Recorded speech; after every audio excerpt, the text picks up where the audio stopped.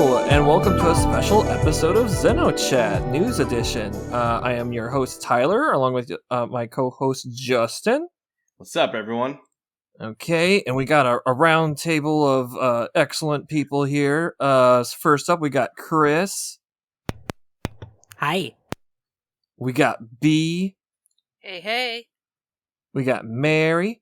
Hello. Nick. Excellent. And Feenie.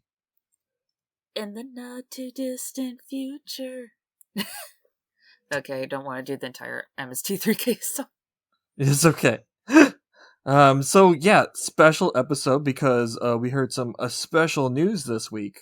But before we get into our special news, let's talk about some quick stuff real quick. Well, that was redundant. Anyway, first up, figurine statuses. Mary, would you like to go into that? Sure. So basically, it's just an update to say that the Cosmos is still in stock on Ami. Siren is having a rerun, and the pre-orders is still available. And the newest ID, or rather, Xenogears figure is still available for pre-order as well. Sweet. I hope we nice. hear more about like Nia soon, since we haven't heard about her. Like, I mean, she looks beautiful, but Yeah. I want that release date. Blitzball just had their Wonderfest right now, and the gallery just dropped for that too. And unfortunately, I didn't see Nia in there, so either she hasn't been shown yet, or she's just not at that event. Yeah. Okay. Well, next quick news. For the English release of the Final Fantasy Brave Exvius game, there is another Xenogears event running right now. I believe it has this time. I think it has id in it as one of the characters. I forget what other characters are in this. Faye. event. I know I saw Faye, but yeah, I don't know if there was a third one. I thought Graf was back. Oh, I know. Was he not? Oh, go ahead. It has the main playable party, which includes Faye, Ellie, Satan, Billy, Bart, Rico, Maria, and I think Choo Choo. Wow, that's a lot. Okay, yeah, and I do see that Groff is also back as well. So it's I haven't I had downloaded it. Was it last year that they run the first event? I can't remember, but I had it downloaded then, and then I uninstalled it. So I will need to download it again. But it wasn't bad. Does anyone else play that game? Nope. I would probably try it if I played mini phone games in general, but I really just don't play like phone games much at all. No, that's fair. I just downloaded it for the Xenogears, but Yeah. Anybody got games on the phone?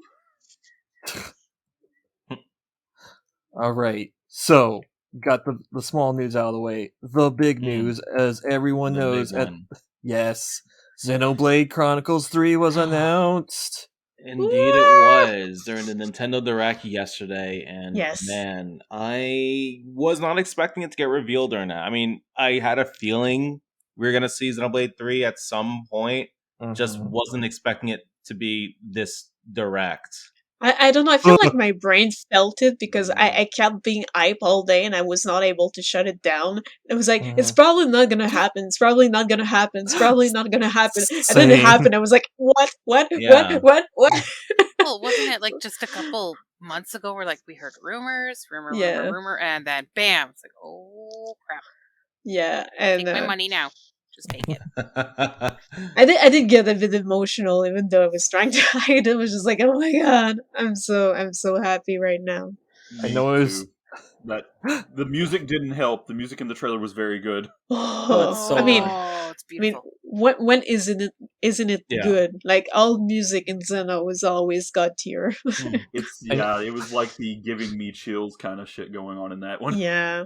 Yeah, and I know I was sitting next to a friend, and I was like, as I was watching that trailer, I was like, British voice acting, fantasy and sci-fi elements. It's Xeno. It's Xeno. Yeah, that seems to be how a lot of people figured it out. It was just like, oh man, I'm hearing British. It must be Xeno. See, literally, as it was going, the first scene, I saw it go and I saw the sunset. I was like, wow, this looks like the Torna engine. This is Xenoblade, isn't it? And then they showed the man with the flute, and then they played music. I was like, okay. And it's sad, because at first I was like, oh, this means Xenoblade X is not going to happen for a long time. And then it just went away, because I was like, ooh, it's Xenoblade 3. Okay. All right. Yeah, I think I just looked at, whenever it closed in on the main dude's face, I was like, wait a second, that looks a lot like the new like models for Shulk. That's got to be Xenoblade.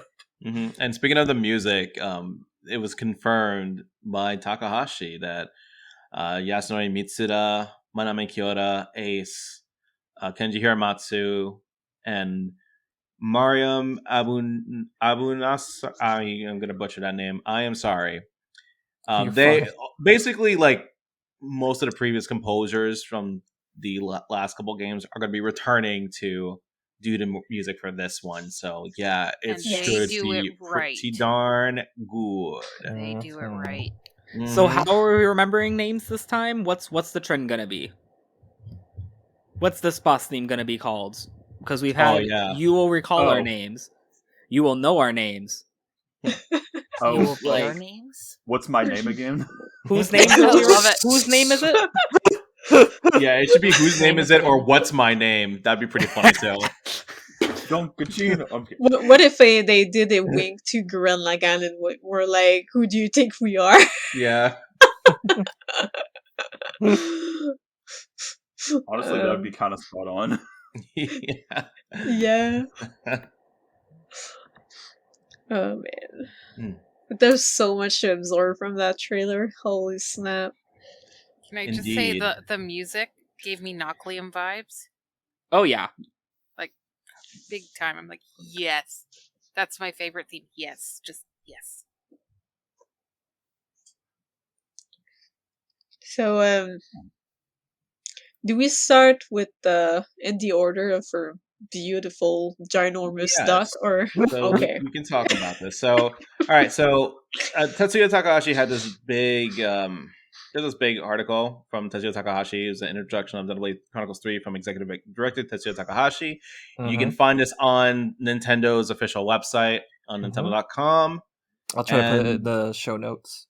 Yep, absolutely put in the show notes. He talks about the game. He breaks down a couple things. He briefly mentions the key visual, how it features a broken greatsword of Mechonis and the body of the Urian Titan with a gaping wound. And that's pretty big right there, then and there. And it looks like they're really kind of trying to bring together what happened after Xenoblade 1 and Xenoblade 2. Yeah. And he did also make a comment that he said that, like, he says, we believe the game will be enjoyable for those who play Xenoblade Chronicles or Xenoblade Chronicles 2, as well as those who will be playing Xenoblade Chronicles game for the first time. So interesting. Yeah, it's interesting that... Yeah, sorry, go on. No, go on. I thought you were done. I'm so sorry. No, don't worry about it. I was going to say it's interesting that they're saying this is going to be a game for people who've been playing it for the first time. So I guess they expect newcomers to jump in here, but at the same time, they're referencing two very specific things from the last two games. I think that points out how good they are at, like, world building and lore establishment in these games. They're very confident in what they're telling in this game that people will still be able to enjoy it just as much, I think. I think they also like to throw enough hints back to other things to make people who are playing this one for the first time be like, okay, now I got to go back and figure out what's going on in these other two or something. So what's also like wild is that he also says, and I quote, "What I can tell you is that this visual was conceived quite some time ago. More precisely speaking, we came up with it sometime between the end of development of Xenoblade Chronicles 1 and the beginning of development of Xenoblade Chronicles 2. So it's not something we recently added to the series." Man, this is what I was going to say. But no, that's actually really interesting, because that means it was either before or during the development of Xenoblade Chronicles X, because that wrapped up right before Xenoblade 2 had started. So I'm like, ooh, That's interesting. That's a very interesting tidbit, but it also is like, because we would hear these theories of, oh, the worlds are going to meet up together, but then it's also like, oh, no, that's an idea they've had for a while, probably, if they're having this visual for so long. So how much of Xenoblade 2 was made with that in mind? You know what I mean? Yeah, that makes sense. That makes sense. It's honestly like and like they're so good at world building and like having these ideas and just like starting to like pretty much sew their idea in like that and then eventually go boom. It's just, well, I pictured them with like a murder board, like they have different pictures here, draw the string on one side, string on the other. You know what I mean? See, you know how people say Kingdom Hearts has been building the story this whole time? This actually does that. I think Kingdom Hearts is a mess, and I don't think as much was actually planned in advance as people think. But this, I think, is actually doing that. Oh, I like it too. Don't get me wrong. Yeah, I know. I know what you're saying. The stories, yeah. Yeah, I like Kingdom Hearts as well, but I'm at the point now where I'm just like, whatever, make fun of it. It's fine. It's pretty much. I need a like a roadmap to tell me exactly what's connected to what. The fact that I need to watch like 20 videos says a lot. I feel like Kingdom Hearts' strength lies more in like how it delivers its like emotional bits in a way. I guess it's like more about the high and low of like the events happening than how does this happen in this order like this? How do you? That is true, this? But it's nice that Xenoblade can do both of those good instead of only one. Yeah, it's also kind of interesting that they're saying this because that kind of makes that previous statement they made really valid with Future Connected. Remember how they were all like, "This is the future of Xeno," and everyone started getting like, "Oh, what do they mean by that?" And then Future Connected came out, and people were just like, "Well, what does this mean?" Oh, you know what's funny? The clothing styles. This is so funny because I remember 2017 all year. They're like, "This is not an actual sequel to Xenoblade. This is not a sequel. These are not connected." Yeah. And that's exactly what we thought happened. And they're doing it. They're just embracing it at this point. I'm like, you know what? All right. Y'all lied. Y'all got me. But all right, I'm here for the ride. Still move forward. Yep. Yeah, just usually they don't really connect stuff this particular way. So that's why we're more like, oh, it's probably just a wink or something. Mm-hmm. And like... No, they're just going all out with it, and I'm just like, sure, I'm here, and I'm even more hyped for it because we're gonna see so many things. Like for us as returning player, we're gonna see so many things, and we're gonna recognize so many things, and we're gonna get excited at like every corner of the map. I feel like it's just gonna be so fun, and I think that's what the advantages of having this game take on from the worlds that we already know, so we can physically see how the world has changed, how far in the future they are, how decay has happened, how growth has happened, and that's how a game should be if it's in a sequel. Actually, on that, I also think this game is in a very interesting position development-wise, because Xenoblade Chronicles 2 was built off of the Xenoblade X engine, but Xenoblade X was one of the hardest development things that they've had. So Xenoblade 2, especially with shorter staff, was not very easy. But by making a game that is in the same universe, that also, like, you look at certain screenshots and you can tell some of the stuff is, like, taken from Definitive Edition, just retouched. They probably could put a lot of time into other things versus just basic asset building, and they don't have to rebuild this entire world from scratch. And I'm like, ooh, yes. Yeah, I feel like personally there's a lot of assets that were just like wholesale ripped from the others and redone for this game. And good. If it means they can focus on other things, yeah, absolutely. Yeah, I'm now, for they're gonna save a tremendous amount of time, and like on top of that, like they're gonna give us a nostalgia trip. So I'm all up for it. Are they gonna actually make Alchemoth interesting? May I dive into a spoiler really quick? Go for it. All spoilers all the time.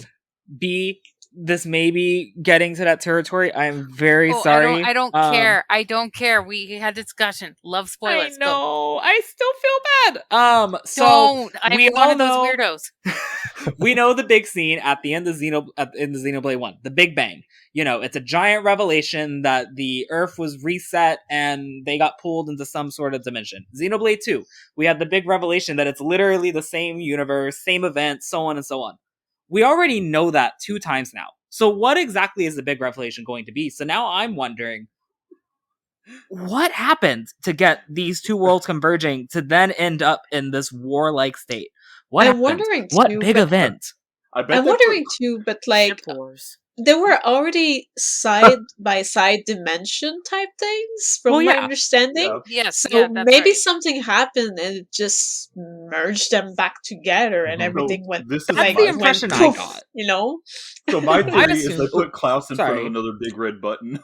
Oh my god. They pushed So it. the way that I'm viewing it, I always thought that at the end of 1 and 2, so when 1 had started, it was basically pulled into like another dimension or created whatever weird Zohar wordage you want to use, right?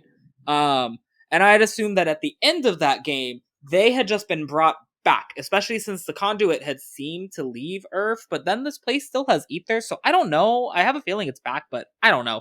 That's all over my head, to be honest. But Yeah, I think they basically just got together. back to Earth. Rather than it merging together, I think those things just returned back to Earth, especially because, I mean, isn't returning to Earth and Lost Jerusalem a big theme? And I know it's a big theme in Xenosaga. Yes. Is it as Yeah. big of a theme in Xenogears? Kind. No, it isn't. Well, it's Hmm. it's part of it, but not It's Okay. kind of. As much. But Oh well. not as much. But basically, not exactly. I'm wondering what happened after that, because something big had to have happened. And I imagine whatever big, because it feels like it's a Xeno trend at this point. And X, it was the arm and the Mimeozome reveal. So I have a feeling that's what the big reveal is going to be. And I'm wondering what they're going to do to shock us again, because we already do know a lot about this world. But at the same time, they're so good at world building that I trust them. I just want to know what it is already. I want to play this game. Yeah, true. I kind of And, wonder if they were like effing with us, and the reveal is something like, "Oh, these two worlds were kind of the same the whole time, or just separated by like such a small thread that everything that happened in the past two brought them together in the end anyway, or something." I've always thought that's that what they I were thought. connected. Like, Yeah. maybe it even has to do with the Cloud Sea, also, disappearing just to stuff. say, Feenie has her hand raised. Oh, hi. Oh, hi. We're fine with Xenosaga 3 spoilers, right? Yeah. Yeah. I think almost everyone here has played it. Well, Bean Well, already said we're- that she didn't care, so Spoiler. it's I cool. love the Oh. spoilers. Lay it on me. Well, I mean, I was thinking about listener-wise, but yeah, sure. Like, I'm thinking that maybe the big reveal is... Like, I'm trying to figure out how to put this. Like, I know it's impossible at this point, but I kind of want the big reveal to be that, like, at some point, the Elsa crew just comes in and is like, what the hell's going on here? We were... Like, Except is for it's this only what Matthews. is this what Lost Jerusalem is like? What the fuck? That's I mean, wanna hear Shion technically- drop the series' first F-bomb. Technically, isn't it? I mean, it's not obviously the same universe, but Lost Jerusalem is Earth, right? Yes, it Yeah, is. Technically, they would be Oh. on Lost Jerusalem. Oh, we're going to slippery territory here.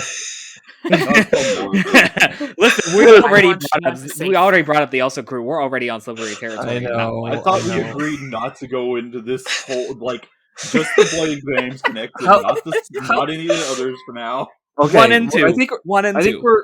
I think Oh, we're we can pretty. have fun. We're really broad right now. Let's kind of zoom in more into what we know about Xenoblade 3 specifically. Maybe Right. not. Unless there's something else you wanted to say. Sorry.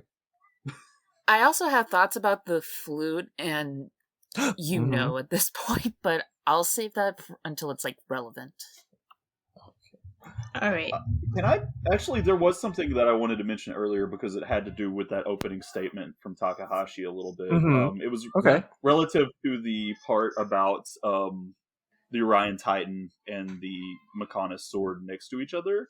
I just wanted to point out, I really love that the title screen, it looks like, is just going to be, since it shows them right next to each other, it's just both Xenoblade 1 and 2, like, exact same, like, composition setup, where it's like, oh, it's the tilted sword in the ground. Oh, it's the giant fish. Mm-hmm. And Yep. I love... I didn't think about that at all.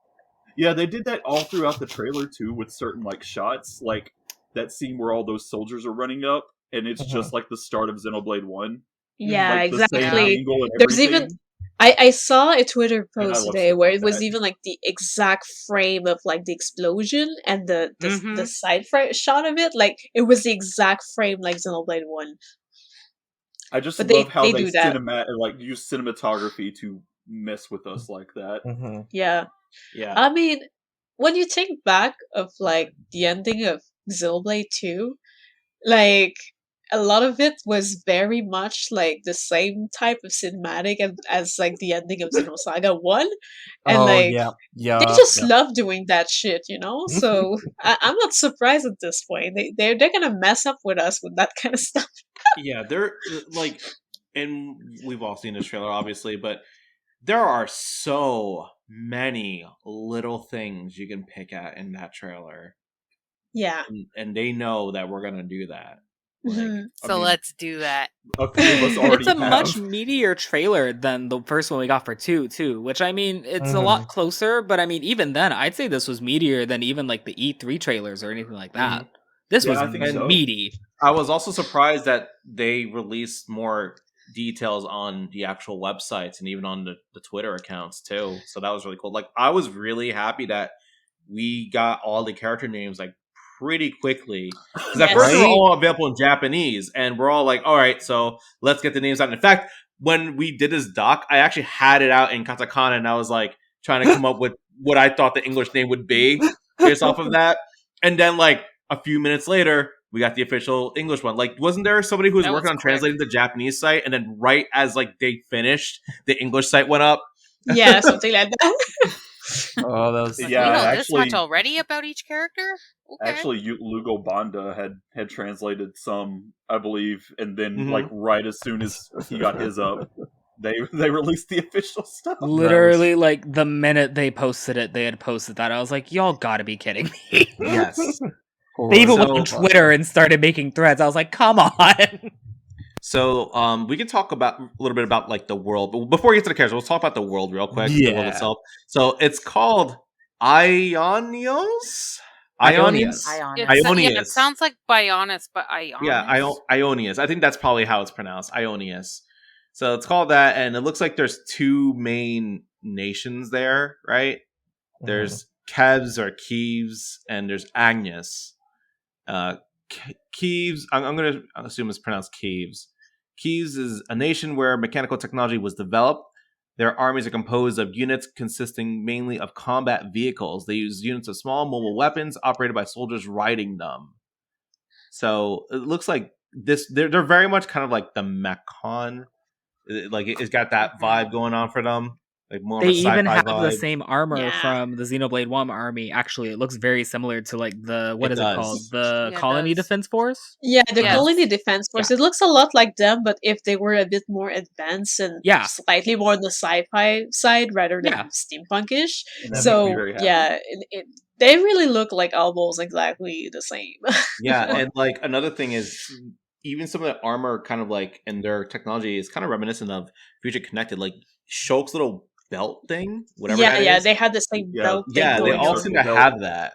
Yeah, and that's pretty cool. And even like the main character's sword kind of reminds me of the Future Connected sword. It's like a mix of that, and I guess some people have said that like it kind of looks like Pyro's sword too.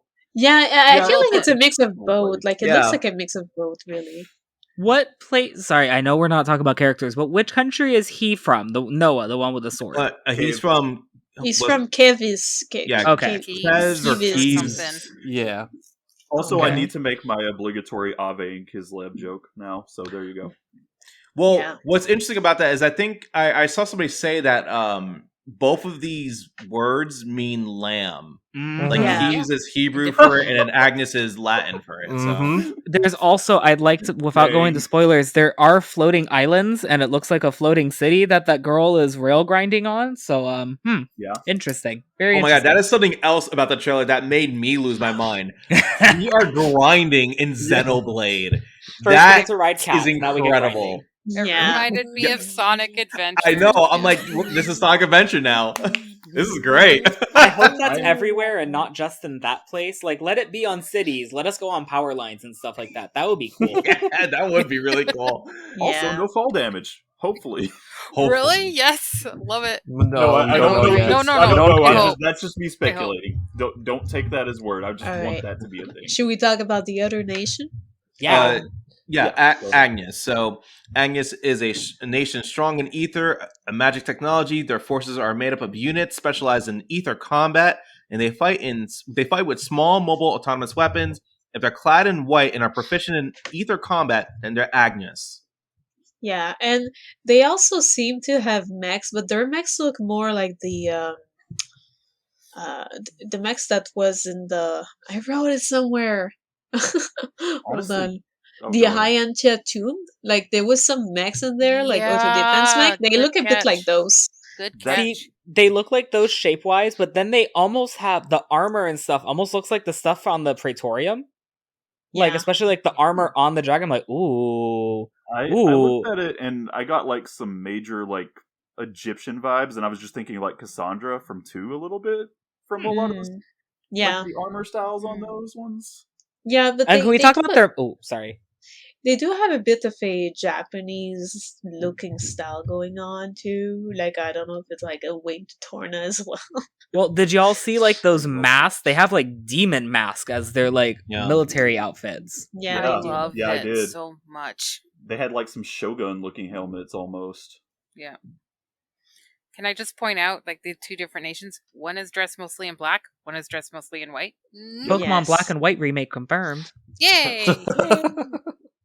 May I also to come back to the comparison of Xenogears a bit, like the people of the sky were in white, and the people called the lambs like had more like armors that were a bit darker too. Aren't they both lambs? Yeah, yes. both are lambs. In fact, it might. But in this case, they're both lambs. But it's just to say that like there's like the 2 sides have the same ish color scheme going on, and it's interesting. I'm very curious to hear the official pronunciation for all these like names. Because I have no idea. They actually say Ionis in the trailer, so you got that one. Okay, so that's good. I actually missed that. It's one of the first things that Noah says, actually. Perfect. So I guess with that, we can briefly talk about the characters, since like we really don't know that much about them. We do know what they look like, which is great, and we know names. Pretty. They are very pretty. I really like the designs. And just like as a general comment, it seems like a nice mix of Xenoblade 1, 2, and even Cross. They left an extremely strong first impression. They might be like my favorite design-wise characters the series has come out with so far. And oh my god, I love these designs. Yeah, and it's still by the designer of Xenoblade Chronicles 2, Saito. Mm-hmm. And I appreciate that they have more than one outfit too. Yeah, that too. Like that's something that's gonna be back. The fashion stuff. Fashion gear, please. Yeah, yes. I'm super excited for fashion gear and customizable everything. Honestly, yes, I'm all for that. Like I like the costumes in 2, but I really appreciate the fact that we're back to just normal fashion gear, normal armor, changing the outfits. I really miss that. Yes. And another thing about the characters that I thought was kind of nice was that like the English names are very close to the Japanese names. It's not even stripped the same. Actually, they're pretty much the same. I haven't actually looked at the Japanese names. They're the same. That's awesome. Mm-hmm. Okay. Yeah, I mean, like even the Japanese names were all like in katakana. It was just like a straightforward translation. Looks like the only thing they've really changed then is the name of the continent, and the only thing they really did is they made it I-O instead of A-I-O-N, which kind of makes you wonder if Ion is maybe involved, but I'm not going to get into it. It kind of sounds like Ion and Bionis, but I'm not going to get too into that. It's really tough to know with like the localization process on this too. Yeah, like that could be the aim for all we know. Yeah, that's probably how they wanted it to be pronounced, but who knows? Anyways, so the main character's name is Noah. I know somebody in the server had made a comment about how, well, that's kind of like Xenogears and how that was called Project Noah. But yeah, his name is Noah, and he's the main protagonist, soldier of Kieves. I'm gonna say Kieves, whatever. That's fine. He's an off-seer who mourns for soldiers who lost their lives on the battlefield. That's really interesting to me. I like that too. He definitely seemed. I don't want to say he seems more mature than previous Xenoblade protagonists, but or maybe it's more so that he's more somber, which is honestly somber, the maybe whole like cast seems a bit more mature, slightly and less optimistic in some ways, I guess. They seem older too.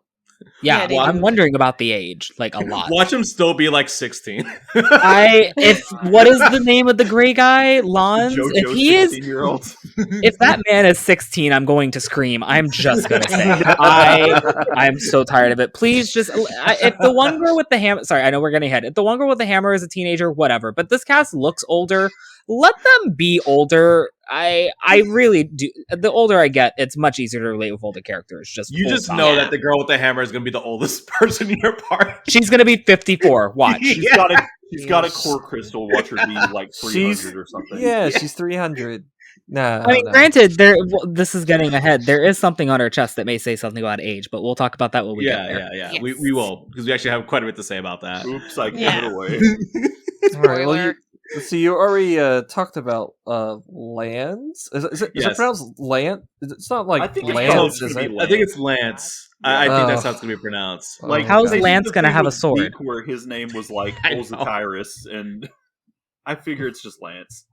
Yeah, somebody had said that he kind of looks like a Malthus mixed with Adam, and I actually think I see a little bit of Eggle in him because of like the way his face is. Okay, yeah. Upon closer inspection, too, he's got a lot of like robot lines on him. So, he's got that same symbol on his. It's on his chin. We're gonna talk about we're gonna talk about that symbol in a second. Once we talk about Yuni, we'll talk about the symbol because that's what we'll do. We'll group each character. Yes, so there's 3 characters from one nation, 3 characters from the other nation. Noah, Lance, and Yuni are all from Kiev. And Mio, Senna, and Tyon are from Agnes or Agnus. Oh, not me theorizing already. I have a point when we get the Tyon. Okay. Yeah. Lance is an ally of Noah's who wields a great sword that doubles as a shield. I actually missed that detail. Okay, so it's also a shield. So he's basically Rhine. Yeah, it's Rhine time.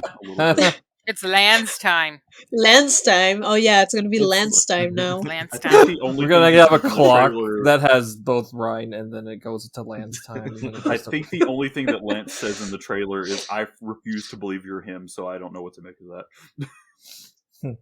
Okay, and then next up we got Yuni, a childhood friend of Noah and Lance who has a sharp tongue and rough personality.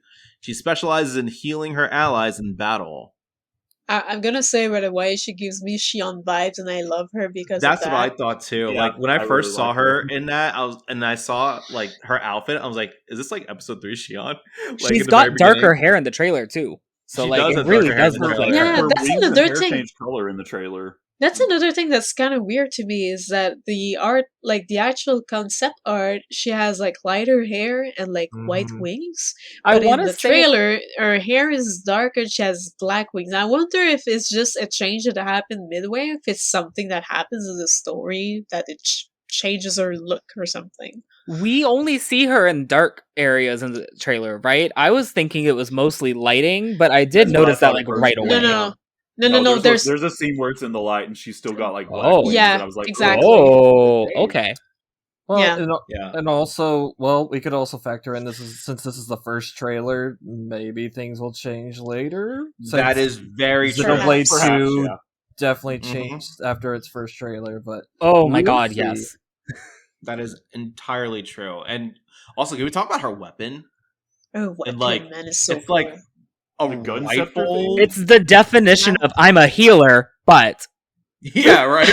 Like she's ready. She is going to not only heal you, but shoot you into oblivion. Exactly. That's what it looks like it's a sniper, but then you have the wings. So I'm like, how does she hold that to actually shoot? So now she almost reminds me of like a mix of Fiora and oh gosh, I've forgotten her name. Charla, thank you. Congrats on the marriage and the babies. Yeah, it's like Fiora, Charla, Amelia, all got together. Yeah. Oh my god. God, they even share a weapon. Oh my god. Yeah. I also like that she's like wearing sneakers too. That's pretty cool. Yeah. Oh, I really like her jacket. Functional actually. outfits. Yeah, she got a hoodie. Yeah, that hoodie jacket. It's a neat outfit really cool. For sure. The colors are so good. Mm-hmm. On her in particular. And another thing I really like color-wise, especially on the 3D model, is like the gradient in the eyes. It's so pretty. Mm-hmm. Like she has a gradient in her eyes, and it's just so gorgeous. Mm-hmm. That is one thing that I have a lot of thoughts on the art of Xenoblade 2, and it's not as simple as it is with a lot of people, but one thing that I love is the eyes. I think they did a very good job of colors and gradients in the eyes, and this game is taking that to the next level, and I'm like, 100%. Oh, it like, is so nice. People talk about, people could talk about a lot of things about Pyra's design, but one thing that just gets me with her are her eyes. Yeah. They're striking. And I feel like they're going to be striking in this game too.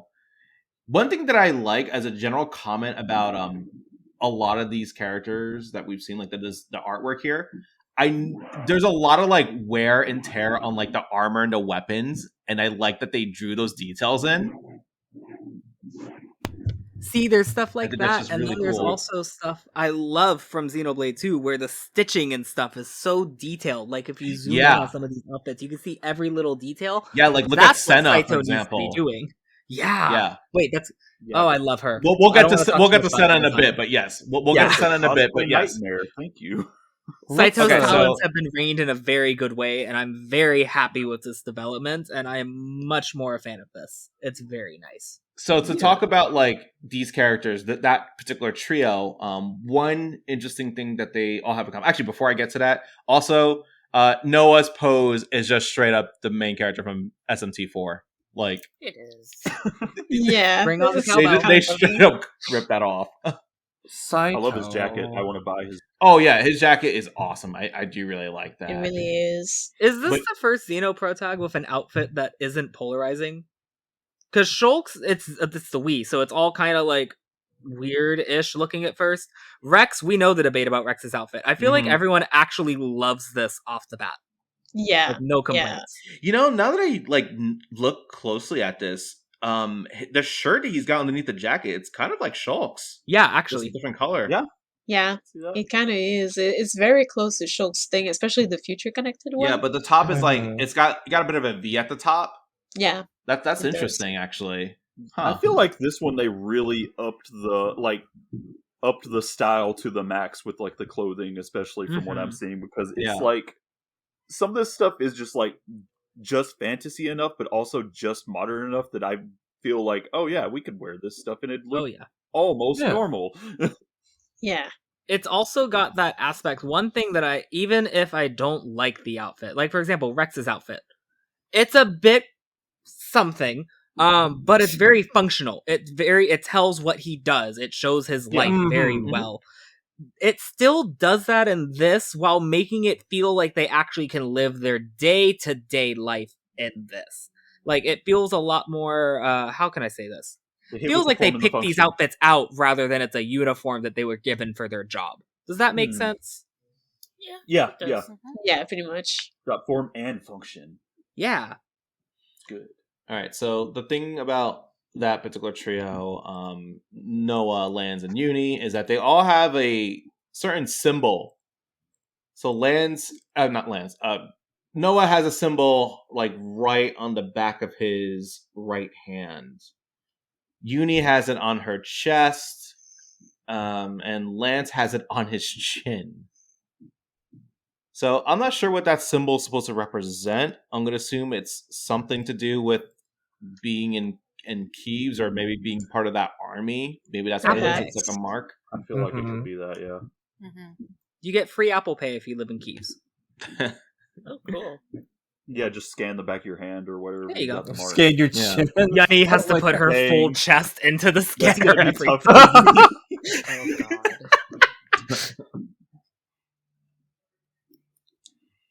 Yeah, what do you guys think about that little marking?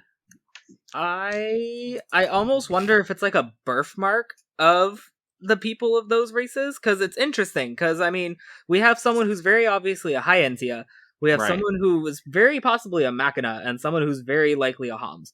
So the fact that this carried out throughout all of those, I'm very curious what this means, especially because maybe it's like a branding of sorts, because if the vibe that I'm getting, especially when you consider the ending of 2, the other Magic Nation may be somewhat hoarding ether and stuff like that, so I imagine there's some sort of hierarchy or classism in place, so maybe it's a branding like that. Perhaps, yeah. I also have like this thing that I just kind of thought of, but you know how we saw in the trailer there was that other guy on the stage playing the flute, and he had a different symbol on his hand? Yeah, the blonde guy. Mm-hmm. Well, and his was like a different symbol. It looked like to me, the one is the one on Lanz's chin like the same shape as like what Yuni and like I think Noah all have? three of them It are looks slightly like it. different. They're like because turned at different angles, but because they like what look if like they the brought same back symbol. like types or something, and those are like representative. Actually, no, these are different. Yeah, Oh, these they are are? slightly different on each Yeah, person. I was gonna say it looked like they were closer. slightly different to me, but I might have just looked wrong. And I was thinking, well, what if it's either like different occupations, or what if there's like elemental ether types again, and like that denotes that or something like that. But who knows? Like that's just me taking a shot in the dark that I just kind of came up with off the top of my head. So like the center thing where the red is on Lance is a bit bigger than it is on Uni. Yeah. Interesting. And then the bottom of it is obscured on Noah. So actually the bottom and the side on the right, or the left that is. Although at the same time they're all soldiers, so maybe it's also a branding toward like what type of rank they are, or what type of support, attacker, or whatever they are within the ranks. It could also be something like that, yeah. That would like hurt. Maybe they Imagine have. If instead, sorry. Sorry. Basically, I was thinking maybe they have some kind of ranking, a bit like Xenoblade X, where like you pick your profession and you follow that group. Basically, like it could be something similar, maybe. Yeah, I'm gonna need you to join Blade. Imagine being forced to join Blade and they surgically alter your hand, chin, or titty. Like, ouch. Do you get a choice of where it goes? I sure hope. If that's the case, Annie, we need to talk about why you put it there. Yes, Feenie. It reminds me a bit of it vaguely, like going outside of Xeno, it vaguely reminds me of the LC mark in 13. Actually, I was thinking of something like that. I really think the military ID I think is very possible, but I really do think it has some sort of like there's some sort of magic branding effect to it. There's something not great there. That's why I was thinking. I feel like that's going to be a like point. A typing thing for like ether usage even. Sorry. Oh no, sorry if I didn't know that you were starting talking at first. You're fine. Oh, go on, Feenie. No, I was just remarking about the flute, which we'll get to. Oh, okay. Well, what were you saying, Nick? Oh, I was just adding to I believe it. Yeah, I think it was Cosmos that made or Chris that made the comment about like a certain kind of like typing of that sort, like Feenie brought up with the Foul C thing from Final Fantasy 13. Just like it being like a mark of like the type of magic they use potentially or something like that. Oh, I think that was Mary. Oh, was that? Okay. I'm sorry. Yeah, anyway. It was me. But yeah, I guess should we talk about the characters of the other side? Yep, we absolutely can. Now, so we've got Meow. Which ZR Meow, yes. Other protagonist of the story.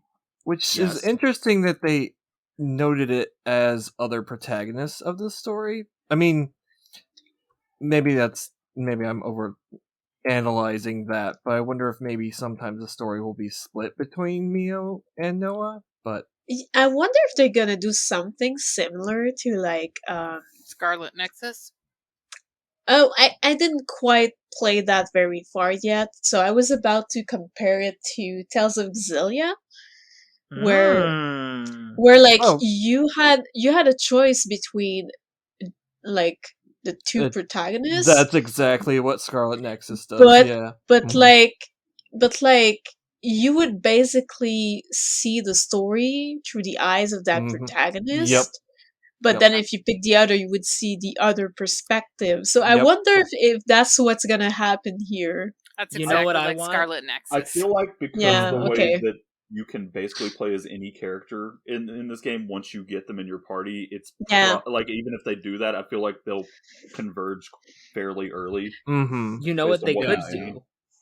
They could do something more, because let's be honest, people replay these games like crazy. They could do something more like Nier Automata, where when you go through, you get different characters, but an entirely different perspective to said story, alongside maybe extra content. Maybe we could have the whatever, because let's be honest, Torna did really well. I imagine there will probably be something similar to that. They could even make something like that unlock through that, but I could see us having a game first playthrough, go through as Noah, take care of everything. Nia's important, but you don't go through as her. Second run through, it's by her perspective, go through. I don't think they do it for all 6. That's overkill. No. But I could see them doing it for the 2 protagonists, absolutely. But another thing that... Sorry. No, I'm pretty much done. Go on. Okay, another thing that Zilia was doing was basically... Like, whenever the party was all together, it was pretty much the same, except you would hear the thought of the one you chose. But if... Like, there was a lot of places in the story where the party would get a bit more split up, and you wouldn't know where the other main character went or what they did. And like I think that would be also an interesting way of doing it, is if you pick X character or the other one, like you'll see there's perspective, but like you'll also have to play the other one if you want to see what happens in the bits that they're not there. Maybe that could also be interesting. Yeah. Granted, this is trailer. Oh, sorry. Go on. No, you go ahead. The trailer. Oh, thanks. I was going to say in the trailer, it seems to one of the big scenes in the trailer. It seems to be that Noah and Mio meet in battle, like they're fighting each other. And I'm just wondering if that's going to be like an early on thing, because most of the trailer shows them like together after that, like just learning about each other and things like that. It seems like him. It looked a lot to me like he was showing her like the stuff on the flute and just various other things. So I mean, while I think it would be cool if they separated the stories and did that, and maybe they still will, from what they've done in the past, I get the feeling that that's just like an early on thing, how they meet, and then you just kind of see everything. Just by the way these games have been structured in the past. It might just be that they're both like main characters, and they're just both very important to the plot, a bit like Rex and Mitra Pyra were, and like you just will have both in one run. Yeah, that was just kind of pure speculation on my part. Yeah. Yeah, honestly, that's okay. You're not the only one who threw that in. Actually, I saw a few Twitter posts today that were mentioning, oh, maybe that could be a possibility. So I think it's a good point. Well, also Monolith has really been trying to do that recently. Like Xenoblade X, there's you, but there's also Elma, who's really the main protagonist. Let's be honest. But then you have Xenoblade 2. You have Rex and Pyra. Future Connected elevated Melia to the pretty close to the same status, if not higher than Shulk in that. So I feel like Melia was the main character in Future Connected. Honestly. Absolutely. Shulk kind of got shafted, but he's got to come along, I guess. He was really just there for the ride in that one. Oh yeah, his story was pretty much done. He was on vacation basically. Yeah, he was just following Melia to help her out, you know. He's just there to raise Nene and whatever the other Nopon's name is, because I did Kino. Thank you. Quality Kino. Yeah, Shulk is support in that game, and it's great. Oh, I still need to finish Future Connected. I know exactly what happened. I just never finished it. But yeah, Mio is. I mean, she's basically just off-seer, just like Noah. You could put her in water and it flavors it. And I've seen she's also very popular on Twitter fan artists, because like These you give them a artists cat have been girl, they're gonna go popping crazy. off, man. Yep. People, I don't know how some of y'all get these things done so quickly. Yeah, like I saw some of them. They had like crazy colors and renders, and I was just like, "How do you do it?" Like, are y'all just like breaking your wrists for this stuff? Like, Yes. what? Yes. Do you see all these artists with And- arm braces? and Yes. and breaking their tablet along with it almost because Also, they yeah. they swipe too quickly with their pen. Yep. Oh my god! But yeah, like this game. On the is- topic one of thing that's Mio, exciting Mhm. about this too is just that like Neo seems to have like it really from that trailer it really feels like it's not just the one main character. It's not just Noah. It really feels like Neo is just as like front and center as Noah from the way that was portrayed in the trailer anyway. But anyway, yeah, go ahead, Chris. Oh, well, first I had a point, but I was going to actually respond to your point. I honestly think she could be more important than Noah, because if you look at Xenoblade 2, while Rex is the protagonist, really Pyra and Mithra are a lot more important, especially when you get to Torna. It's very much her story. That's a good point. So I wouldn't be surprised if I wouldn't say more important, but if she has pretty much exactly the same importance as him. But Yeah, what I think was so, going to too. mention was going to kind of segue a little bit, but did y'all notice her little knot thingy on her waist? Because that's very Torna-y. That gives me like, what's her name? Oh no, I forgot her name. Laura? Yeah, but I Laura? think Laura, thank you. Oh my Yeah. god, I'm sorry. But I'm I still think tired. that goes No, to it's okay. say, like all of the armors and like kind of like a lot of the clothes of some of the people on that side seems to have a lot of slight Japanese influence, like Torna had. So I think it's more like the design choice of adding these robes was a bit of that. But yeah, Well, I was more gonna say, while it looks like Torna, it also straight up looks like Nia's outfit. That was more my point. Like, it has that the too. exact Yeah. same folding and everything. The pleated skirt. I was like, oh. I mean, let's be honest, she already looks like her. There's probably something going on there. Mhm. But the outfit, they took everything that was amazing about Nia's outfit and gave her a hoodie. I was like, ooh, Yeah. yes. And she has the Also, chakrams back.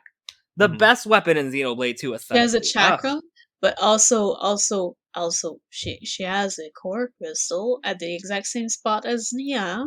And also, can we talk about the type of core crystal that is? Because if we look at Senna and other characters, that's not a normal core crystal. Yeah, No, it indeed. isn't. Nope. I don't want to say that she's a flesh eater, but what's going on? Because that's definitely a core crystal we have typically associated with that. They got different shapes Yeah. for sure. And different colors. Yep. Yep. Except I admitted in the Discord that I get confused between Oh, I flesh do eaters too. and blade eaters. I To mix be them fair, up all the time. The game doesn't do a great job explaining them, to be honest. Like, it does in side content, but when you're going through the story and everything, my first time, I was like, oh, she's a what? Oh, he's a what? Huh? Huh? And like 3 years, well, actually, it's not, oh my god, it's been 5 years. Oh lord. Yep. It'll be 5 years in later, I December. guess. 5 years later, I'm understanding it now, but it's also just like, I still confuse it, to be honest. Like, they're interesting names, to say the least. They're merged between blade and humanoid at somehow place thing. Yep. Yeah, the difference is if the human has a core crystal or if the blade ate something they shouldn't have. They get an upset stomach. Oh, they What just do you have have in your mouth? IBS. Chews faster and core crystal turns red. Yeah. God. Well, it could be like if thinking about it, if it is like a flesh eater. Sorry, got to get the right term. The flesh eater, like that could symbolize the blood of the humans, because I'm assuming that blades don't have blood. I don't know. I don't think we see Pyra get cut in two, but she doesn't bleed, does she? But that's different. No, don't think she does. I don't know. Who knows? That's another topic for another day. At the same time, I don't know. Did they even show blood in Xenoblade 2? I forget. I think they do, but it's like black blood. And Ricky had a nosebleed. Not Ricky, the other one. Sorry, Tora. Tora had a nosebleed, a big time one. While we're talking about Mio, and this is something we're going to bring up later, of course, but she has a very interesting symbol on her chakram, huh? I wonder what that's about. That weird creature eating its tail. Oh. Oh, she's not alone there. What an interesting segue. We still have some other characters to actually go through as well. Yeah, let's talk about Senna. Including Senna, who also has that same symbol on her hammer. Yeah. Yeah. She also has a core crystal. Which is a normal core crystal. I love Senna's hair. It's like... I do too. It's like Bridget. Oh, yeah. Yeah, I saw someone post on Twitter. It was like, congratulations for Morag and Bridget to have a baby. Yeah.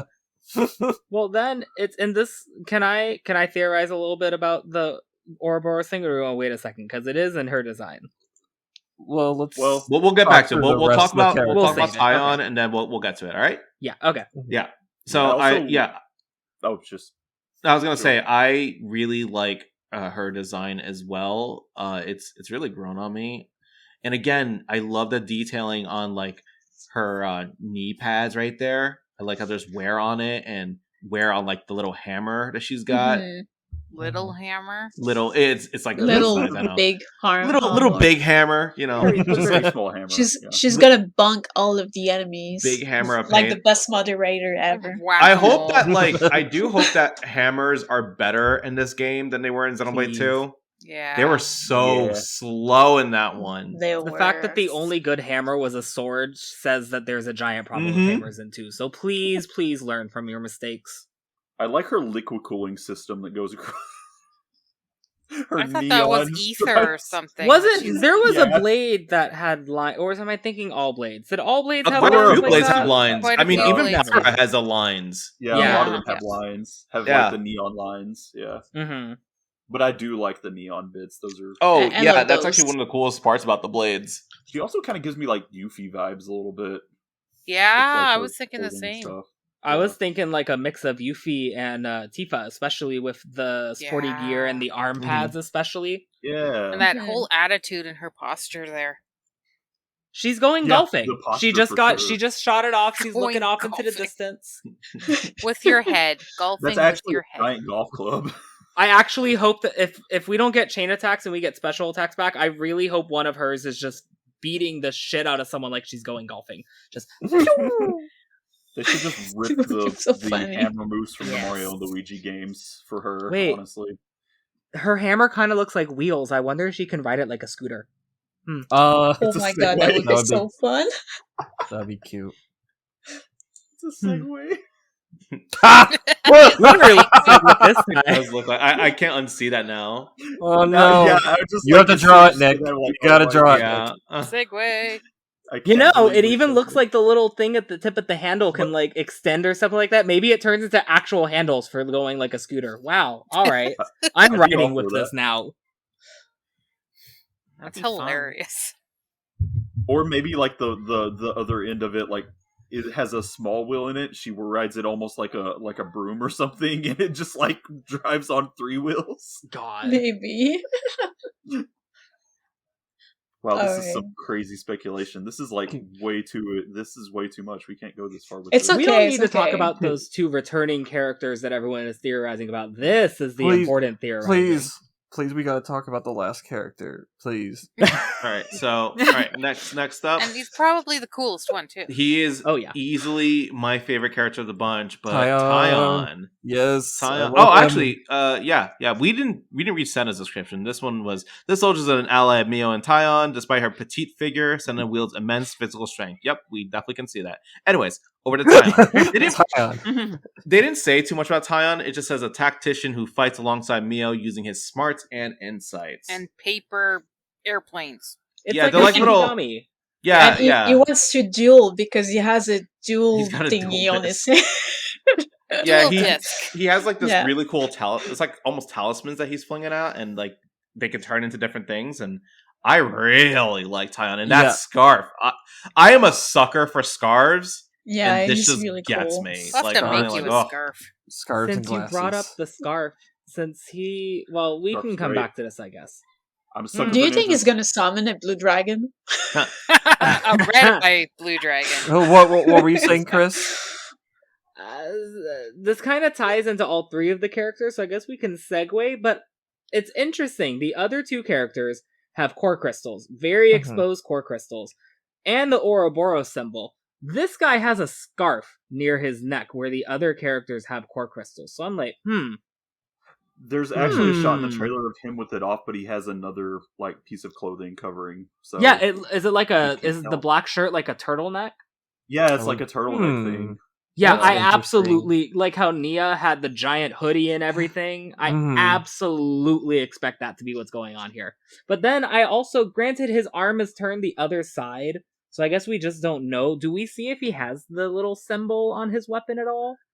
Everything is shining so quickly in the trailer. It's really hard to see. There is a very brief shot of him in the trailer that I saw where you can kind of see the front of his dual disc thingy on his arm. Okay, but it's shining at that time. That's the thing. Could not tell. I'm so sorry to go back. I just realized Mio has these really cute like golf gloves, like the really short ones that only go up like half the hand. I'm sorry, I love those. They're very Pokemon, especially with the hoodie, and I think it's really fucking cute. Oops, sorry. It's okay. Yeah. Okay. It's okay. But yeah, they showed Tyon for like 5 seconds, but I love him. Yeah, Tyon's probably my favorite in design in the cast so far. It's between him and Mio. I'm pretty big on Tyon too, as far as like the designs go. I think he's also my favorite. Him and I'm having like it's too hard to choose honestly, but he's definitely one of my favorites. I love this read or die ninja. I wonder if he's gonna fulfill like the almost like Morag archetype of the group, the knowledgeable, like rational one of the group, and that makes me very interested for what he's got going on because they don't tell us much at all. So he's probably the one I'm the most excited for story-wise because I feel like they're very purposefully hiding a lot. Yeah, I already saw people making memes comparing him to Satan, but I think it might be a bit too early for those kind of comparisons. But that one seems a little bit stretchy. But right? We don't have a name. Yeah. We'll see. We'll see. Peeps on Twitter be like, "That's Dunban over there."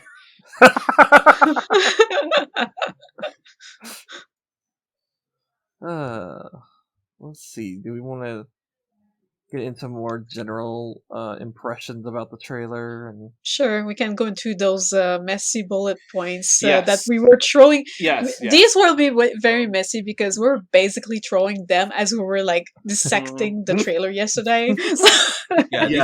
These are a lot less organized. Not that we're that organized to begin with, but these are just more of like things we noticed in the trailer. They're like, oh, that's kind of cool. Like shiny collectibles are back. Yay! Maybe we get the Wikipedia too. More shinies. Woohoo! I did actually have more to say about the setting, but I think we'll probably cover that here anyway. So sure. Yeah. If we say something where you want to talk about it, then just feel free to jump in. Yeah, no problem. I just wanted to bring that up just because we're so organized right now. Yeah, This seems like to be a bigger emphasis on sea travel, which is kind of neat. You get like this weird, like I don't want to say it's a boat, but it looks like more than just a boat. But yeah, it's like a mini ship, but at the same time, we don't know if it's gonna do more than that. Like exactly, it could very well be a vehicle that can transform as a ship and as like an actual vehicle on land too. Finally, you don't have to swim. Speaking of swimming, looks like they enhanced the swimming. Now we can do dolphin jumps. What? That is cool. You can jump out of the water. What? Next up, we also got to see a look at Vandom, or at least I'm going to call him Vandom because he looks a lot like Vandom. He's very much the Vandom of that thing. There are a lot of really ridiculous theories out there. There's been people on Twitter saying, "Oh, that's Rex," actually. And I'm like, what? I saw that. I was like, wow. Y'all need to chill with that type of shit. No. I can tolerate a lot. That's too much. But also, what happens if that does have anything to do with him? And I don't think it is him. Literally, where does melanin go? Why'd y'all take my man's melanin? Where'd it go? Yeah, there's another character that people said was Rex as well. The Napon later on with the shonen protagonist Napon. Yeah.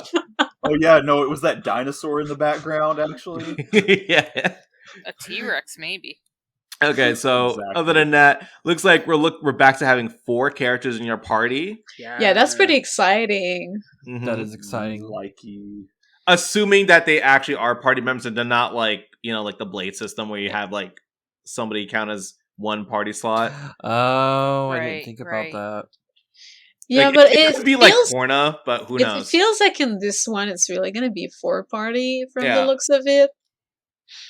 We haven't seen actual combat, right? We just saw the 4 party members roaming. We saw running. Map. Yeah, okay. we've just seen. We saw running. So we had no clue on combat.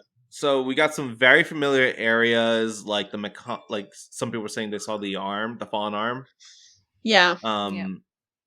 Yeah, there was absolutely fallen arm. There was an area in that boat scene actually that looks like Leftheria. Mm-hmm. Yeah.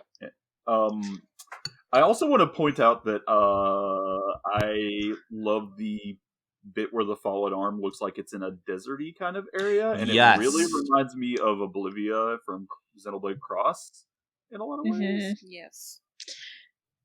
And it's not on here because we noticed after, but another familiar area we see in the trailer is oh god, will I be able to pronounce this? The hold on. Let me. Yes, that. Like there's a part of that seems to be literally on the other shore whenever the boat is going around. Like there's a part of that seems to be literally there, and it was just like, what?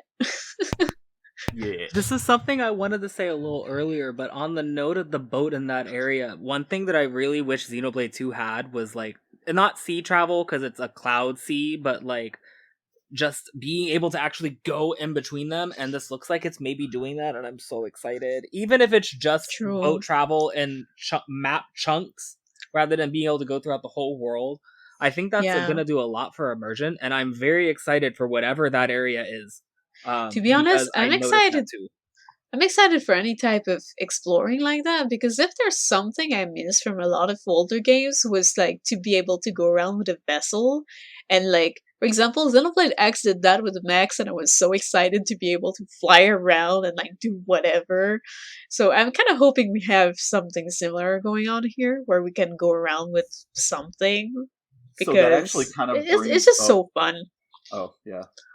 That actually kind of brings up a thing I wanted to ask all of you guys. Do you guys think this will be a like fully open world, or do you think maybe I had kind of like this theory, since there are like 2 different like countries, it might be 2 like an open world, but like basically halved or something like that potentially. I would love that. Yeah, I think that would be kind of like a really cool mix between where they were with like both Xenoblade 1 and 2 and like Xenoblade Cross. Like that would be, I would be like super cool with that if it were just like, oh yeah, you've got 2 gigantic maps that are not like maybe not like as big as Xenoblade Cross or something as a whole, but like you've got 2 big maps and that's all. Like, and they're all the places in them are connected. I would love it, but I do have to say, with how Xenoblade 2 really prioritized like performance, especially handheld performance, with some of the things that it was taking into account, I do wonder if they would be a bit afraid to do something like that, but I really want them to do it anyways. I kind of wish they would not focus on that as much with certain things. So let's hope, because I really want that. I think meeting a nice middle ground would be a very nice way to satisfy the people who want that game style back anyways, especially if it is further off, which it's looking to be. Yeah. Bring back the robots. Please, Yes. oh my god, Great. hold on, I'm sorry. The second I saw a mech in the video, I was like, ooh, and I was like, ooh, but then they're talking about how the one group, they ride like little mechs, and the other group, they more like control ether mechs, but at the same time, please let them go in some sort of fucking cave or something, find some ancient robots, please give this party robots, I just want robots back, please. Yes, please, I want please, robots please. back too. I miss them. I love them. I want to like drive with my robot all the time. And no more insurance. Please, no more insurance. Fuel is all right, but no more insurance. I can tolerate fuel, but if y'all put insurance in this game, I'm going to scream, I'm going to cry, and I am going to spontaneously combust. Do not bring insurance back if we are getting we will combust together. Which, by the way, because Koichi Mugitani was confirmed to be working on this game by Takahashi, and that's aka Choco. And Choco's done like mechanical designs and, you know, did designs for X, Xenoblade Chronicles. Didn't he also design the ESs? Yeah. Well, I don't know if it was necessarily him, because I think there was. I think that was Jun Ika. The Xenogears mech guy. Oh, okay. See our mech episode for details. But yeah, I just think it's interesting that Choco's involved, but they haven't revealed the because he's apparently worked on key art for Xenoblade 3, but I'm like, but they haven't revealed that yet. I'm like, I don't see, y'all thought we escaped the horny, and then we're gonna get horny art from Choco, so be careful. Don't be talking too much about that. This Choco is true. Yeah. I am pretty sure I recall that Choco mostly just designed, as far as the mix and cross, he mostly just designed the Ares, from what I remember, but I could be off on that. It's been a while since I looked, so my memory's fuzzy, but I was also going to say, in that, since you brought up the mech thing, I did see a few things that kind of looked like big bikes, kind of, like, in the background in some of those scenes where the armies are, like, running at each other, and I'm just like, you know, that'd be kind of cool. Yeah, I was looking at those, like, are these like the mechs in Xenoblade X? Can they turn into actual mechs, like from the bike to a mech? Can they do the same thing? Are they there? You know. See what's gonna happen? Everyone's gonna get a mech. They're gonna like raid a military base. We're gonna get mechs, and Cinder's just gonna be like, I'm okay. She's gonna stay on her little Segway hammer. Good with that. Oh wait. Next, I think, is a topic that Feenie has been really looking forward to talking about, and that's the flutes that Noah plays. Would you like to kind of talk about that, Feenie? The coloration, that has to be an intentional choice. Okay, like, were there any other flutes in the trailer? There was other flutes, but they were more brownish. They were different. There were a bunch of people. The one that Mio had, it was like the one Noah has, but like white instead. And then there's the one that the blonde person has as well. And then there were just other neutral looking ones. Like the one Noah has, its coloration and the design looks very similar to Yaina and Kukai's label. Yeah, and I can't get over that. What? I said, yeah, it does. Yeah, it's... Like, sorry. Yeah, I was gonna say, like, it's one of those things where, like, I get it's got some similarities, but I'm just trying to, like, understand, like, that's such a random thing to pull from. Maybe they just looked at old pictures and were like, "Oh, look, this is cool. We're gonna use it on the flute." But it also kind of looks similar to like the Monado pattern a little bit too. What I got from it, a lot of the key art and like the title screen of Torna has those types of designs on like the corners and the vignette, and I was like, ooh, especially with some of these characters having that very Tornin and Japanese aesthetic. I'm like, interesting. See, that makes more sense than where my train of thought was going, because it was going... No, you're fine, because I remember seeing pictures side by side, and it's like, that looks very similar to his lapel from Xenosaga, but yeah, it's interesting. None of us should feel bad for ever wanting to relate anything to anything within this overall series because they do this shit on purpose all the Oh, time. yeah, So now why we have a wouldn't you game guess it's entirely some other focused on design that. decision like that that's just random? Yes. Like, yeah, like, I mean, if a Xenosaga character is going to return, it's probably not going to be Guinan, let's be honest. It's going to be Cosmos, Telos, Chaos. City Cannon time. Any of the party members, any of the major villains. Yeah, it's probably just going to be like the waifus, but if Chaos ever comes back, I'm going to scream of happiness. I mean, honestly, while I would rather Cosmos, I really do think that if any character were to come back, it would be Chaos. But we can get into that in a Xenosaga focused episode, I guess. Yeah, I have but anyway, very deep thoughts. Sorry, Feenie. Go continue. They're good. But like, I don't think Guinan is going to come back. Obviously, even though that would be like a heaven for me. Like, you don't know how much I love him. Yeah. But like that coloring, that design, that has been just like floating around my head all day because I can't stop thinking.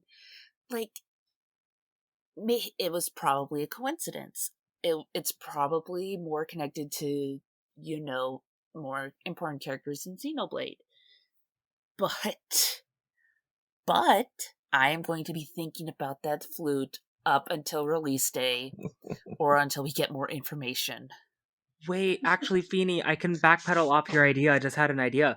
That flute is black. Guinan represents, what is it? They're the like 4 horsemen of the executioner, right? Yeah. Honestly, if we see a 4th, I would not be shocked if they're trying to go for a similar theme, especially, and I'm not going to go into this part, a lot of people are trying to connect it to Gears, especially since Project Noah and all that stuff. If they're sending off souls to the afterlife, there could be actually something to do with that. I wouldn't be super... Wait. There was the one that looks like the Guinan one was kind of black. Yeah. Then there was the other one of the girl was white. Mm-hmm. If there's a red one, they're definitely trying to reference the same shit as the RTVs. Hang on, let me look at the picture of the one that the blonde guy has is almost like a bluish green. So I don't know how much that theory holds up anymore. Maybe. I feel like there's a lot of looks like an NPC though. Yeah. Him? I don't know. He looks like he'll be a flashback type character. Yeah. Like, I have a very out there theory about him coming back and just being like this helpful NPC, but he comes back and it's just the PS2 model. Listen, they didn't have time to make too much new stuff. Guinan gets the same. I mean, he looks handsome enough already, so there we go. See, they didn't see a need. Xenosaga had great graphics. Mm-hmm. Well, especially the third one actually had really great graphic. It really did. Really quick, my dog Cookie says hi to everyone listening and hopes that you have a great night. Cookie, I would kill for you. Night, Cookie. Hi, sweet girl. Hi, Cookie. I love you, Cookie.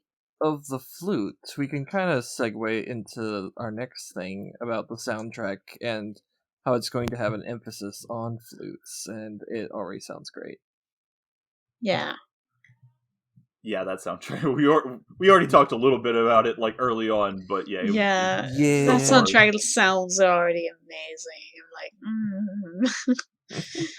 So far, all my thumbs are up. So. Okay, we already said that for the next bullet point. We already said that pretty much Myo kind of looks like Nya-ish. Yep. But there's also this is something else too. The mask character who is obviously. Well, I think it's obviously her. It's just that in that scene she has a different outfit with a mask. Probably. You think that's Mio also? Is what you're saying? Yeah, I'm pretty sure it's her. I was thinking that as well. To be honest, like when I saw the trailer, and I know like they're very much just like, is it Nia or is it Melia? I was kind of thinking to myself, there's a chance that it's probably not those two because let's be real, they like to bait and switch you with this kind of stuff.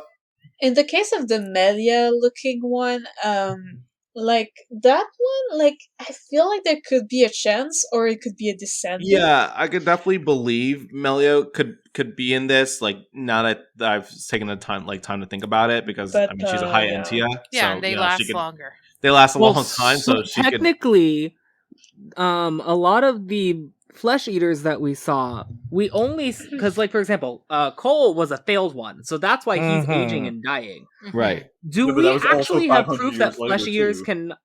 Yes, but also, do we know this game is past 500 years? And I'm honestly kind of hoping it's not her. But I mean, I don't know. It's something we really can't prove either way. It's one of those things. I'm not gonna make a call about that right now. I want to wait to see when this game takes place. Can I say my actual theory about that? Also, Chris, I just want to say that I didn't mean to refute your point with that. I just meant to say fine. He still lived a long time, right? So it's not. Oh no, but we just saw him at the end of a life cycle post failed experiments, is what I mean. We haven't seen actually. Yes, we have. What's his name? The little blonde boy. Mikhail. We see Mikhail 500 years later after that, because he's relatively young and he was human before. So at least less than 100 years after the Torna War, he became that. And he lived for a good amount of time. So it could be. But what I actually think is maybe the case, I think, especially because Mio, let's be honest, looks very similar to Nia. Maybe it's like a reincarnation, like a Princess Zelda type of situation. So it's like a forced role on certain family members. Maybe she's supposed to be the next in line. We do only see said masked woman and her with that type of core crystal. Or it could be that Nia found another partner that awakened her core crystal. Right? Oh, sorry. Reincarnation has never happened in Xenogears. I was gonna say Xenogears. Oh, it's a it's a Fagroff situation. Oh my god. Honestly, oh my god. Oh my god. Yes. Can you explain that for us who played that game? There is I don't even know where to start with it. Huge spoiler, but there is a big reincarnation cycle for Faye and Ellie in Xenogears. Yeah. Yes. They keep being reborn in every era, basically, and I mean, you could go there with that for this game. The reason I was thinking about the masked character is Nia. I know it might not be, just like the masked other character might not be Melia. It's just their voices sounded very similar to their original voice actors. But maybe I was overanalyzing. On that, the person who could be Melia actually sounds not even like Melia from the first game. It sounds like the version of Melia from Future Connected. Everyone's like, why does she sound like this? And now it's like, is she older?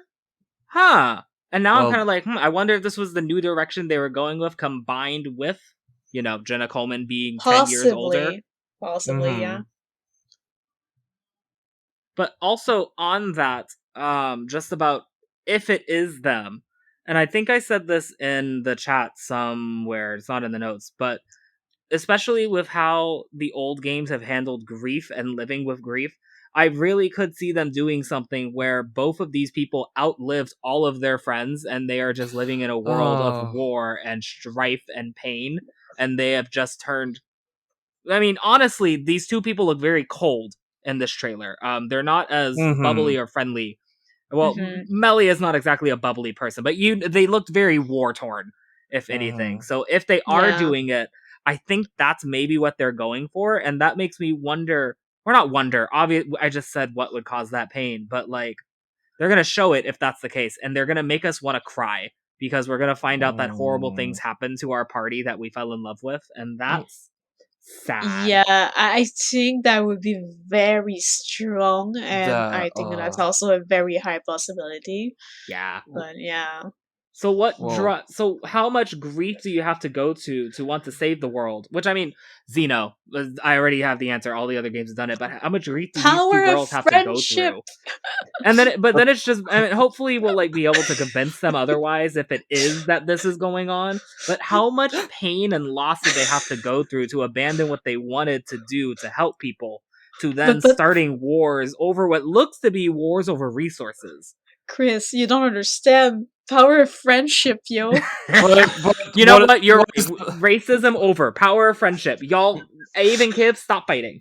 But what's the power of friendship if all your friends are dead? Yeah, that's exactly what I think it's gonna be. You friends come and like warm your heart, and then like everything becomes lovely again. Noah just gives a power of friendship speech as these two masked people are about to murder him. They're like, you know what? You're right. And then they just smile and take their mask off.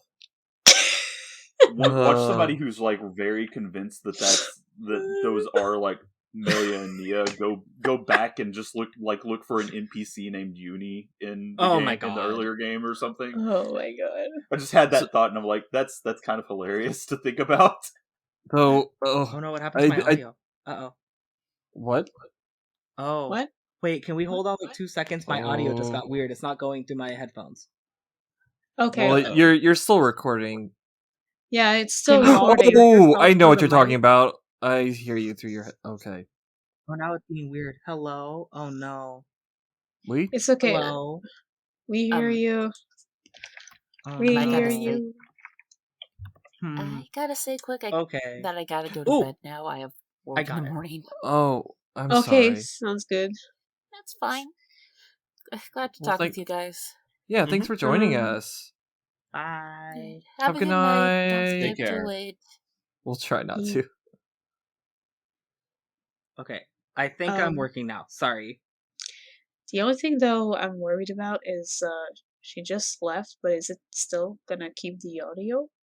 I think it's gonna stop where she got done. At least I hope that's what it does.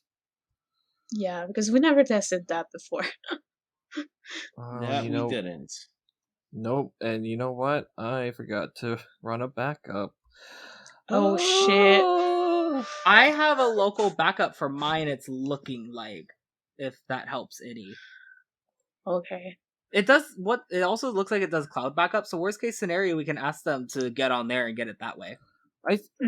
Yeah, I think okay, let's just keep talking. We'll finish the episode and then we'll figure it out afterwards. Yeah. On a side note, I noticed that like the sound levels are not appearing for me. Usually they do, but they are for me. I see them. My sound levels actually also seem lower than everybody's. Am I quiet, by the way? No, you're not. No, you're fine. Okay, cool. Just making sure. Yep, same with me. I just wasn't sure, but it looks like it's okay. fine. So where were we? Can we talk? I'm sorry. Can we talk about the core crystals so I can segue into something? Sure. Yeah, I think that was we mentioned them earlier, but go ahead. Oh well, I just saw them on here, so I guess we already pointed out that Mio has a core crystal that looks like the Blade Eaters, or not Blade Eaters, the Flesh Eaters core crystal from Nia specifically. But then we have this other girl, Senna. She has a very normal core crystal, like a blade core crystal. So while a flesh eater, you can obviously rule out them being alone because, they're a flesh eater. They do not need a human there to maintain their power. That's not the lore that we have of blades. So we're noticing that all of these people, and even Mio, so maybe they aren't exactly flesh eaters and it's just that the core crystals look like this now. I don't know. But my theory with the Ouroboros symbol, especially since Melia... Oh, hang on. No, let me not get into that train. Mass Lady is talking about it in a very negative sense. I almost wonder if that is a power source that all of the people from... What is it, Agnes that they're from? Yeah. That Agnes are from. Maybe that is how they power blade weapons. If we see Tyon take his turtleneck off and he's got one too, maybe it genuinely is a country of blades. Or blade descendants, or whatever it is. But whatever it is, the person leading the other faction does not like Ouroboros. I think that is very obvious. What it is, I don't know. But that's some deep symbolism if we're going into that. Like, there's a lot to... What's the word? Not to unpack. There's a lot they can do with the concept of Ouroboros. Gears doesn't go into that, does it? I wonder if, there is a giant creature in Gears feeding off the world. I wonder if this is like some Zanza stuff going on where like maybe the flesh eaters are now, like, I don't know, maybe it's like some kind of environmentalist thing almost, where it's like they're harmful to our world now, we must get rid of them or something, for all I know. I mean, Ouroboros. Yeah. I'm It could be seeing a something lot like of that, yeah. I'm seeing a lot of people kind of jump on the bandwagon of like these send. I think I mentioned this earlier. That the two characters as what is it? Send offs? What are they called? Offseers. Offseers. Mm-hmm. Like, I think that one translation that we saw had like, it was basically like it's suggested to be like coroner like almost. And so yeah, I mean, yeah, it's like helping the souls of the dead move on is what I'm getting from it. So I almost wonder, especially because Xenoblade 2, you had the whole thing with like the cleansing of core crystals and like removing them from the flow in order to like feed one thing to make it grow bigger. I genuinely wonder if maybe there will be something where either they are rescuing souls from that type of existence or maybe accidentally contributing to whatever it is that is going on. And I would really like it if there was a giant moral twist of what they've been doing this whole time has been accelerating whatever negative force is at play here. But who knows? That's one of those things that is genuinely just theory. We have nothing really to actually base that on past, oh hey, snake eat snake. Oh hey, giant Xenogears references everywhere. Okay. But basically from what I'm getting, they're Yuna from Final Fantasy X. Yep. People die and Noah dances. Or plays flute. Or both. I don't know. Alright, should we move to the next bullet point? Sure. So the next one was how we noted that the desert area looked a bit like the one from Xenoblade Cross, with like the trees and everything. Like it looked very similar. And we were also, I remember yesterday we were also commenting like, oh, is this area gonna have this thunderstorm electrostatic stuff happening in it? Oh yeah, electromagnetic storm. Yeah. That would be funny. Just on the world in general, honestly, it would not hurt my feelings if they find a way to tie some stuff from Xenoblade X into this one a little. I feel like they will design-wise anyways. Well, yeah. I mean, even if it leaks into the story a bit, it wouldn't bother me. I feel like maybe it would some people, but like for me, I'm just like, if there's anything Xenoblade X in there, I'm gonna be pretty happy with that probably. The other bullet point we can probably skip because it was like when we did not have the world above yet. Like I had written it there. Cena has a core crystal. Yeah, we mentioned that. Wait, can I say something on the last point? I'm so sorry. Yes. No, go ahead. What is it? We were talking about like connections to X and stuff, and there is something that I have heard. But in Xenoblade 2, we know that in challenge mode, the Nopon, Archsage, he's translating for the two of them. So we know these two universes speak different languages, but they're talking perfectly fine. So while I'm not saying this is related to X, because I'm on the boat that I don't actually think this has any real connections to X, even though a lot of people are jumping on that. There is the chance that something is maybe translating for them, like how Mira does, and if there's something lore-wise just explained about how these people are able to converse even though they're from entirely different universes, even if it's as simple as like how the languages came to meld together, I'd be very interested in that. But I'd also love for there to be some like magical ether thing that just makes communication possible. That would be very cool, to be honest. I mean, I feel like if it is connected to X, that it's like in a minor way. I don't think it's going to be like, oh, and here's the thing that you wanted from the cliffhanger in X. I really hope not. As much as I want continuation, I don't want it that way. Yeah, I don't know how I would feel about that if they full on did continuation that way.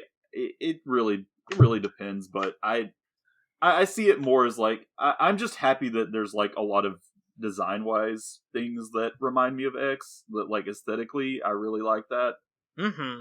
Especially the outfits. Oh yeah, for sure. Ugh. And if there's some gameplay stuff from X, well, yeah, I'll take that too. Bring back the weapon trees. I know that they have weapons in their art, and they're probably not going to change weapons. But if they could have like 2 or 3 weapon trees that they could swap between, like for example, 3 different types of hammers. Maybe one's like an axe. Maybe one's a big bulky hammer. Maybe one dual wield axes. I don't know. Yeah, that would be cool. That would be nice because we're with a smaller party, but without a weapon system like X. It's not like it would be bad. We enjoyed Xenoblade 1 and other games just fine. But I would love for them to be able to carry over that customization somehow. Mm-hmm. Okay, so this is major speculation, but hear me out. 2 skill trees for each weapon because they're trick weapons that switch between 2 different weapons. I've actually been thinking about that, especially... Okay, what's her name? Cool. Ani? Is it Ani or Yuni? I imagine it's Yuni. Yuni. I genuinely think, while it looks like a staff, I almost wonder if she genuinely swaps between gun and lance, and gun and lance. Or not lance, staff. Yeah, especially because I was wondering... a lot of these looks like they can transform.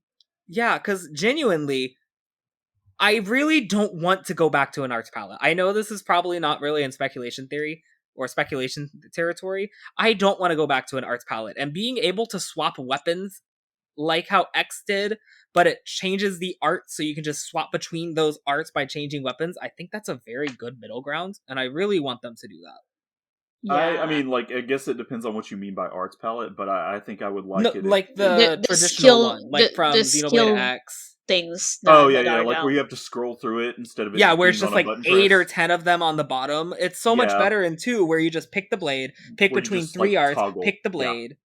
And if they could do it, because I don't remember what the Y button did, to be honest, but if they could make it where you can just have 4 arts for gun, or whatever it is, and 4 arts for sword, or whatever it is. Yeah, like, so instead of switching basically between your blades, it would switch between the weapons, and you would have, like, specific skills attributed to that and be able to combo with stuff. I think that would be actually really good. Like Xenoblade 2, but, like, with weapons. Honestly, X already kind of tried to do that, but it just didn't split the art palette. It kept it the same. Yeah. You just could swap between them, and it would charge certain moves faster, for example.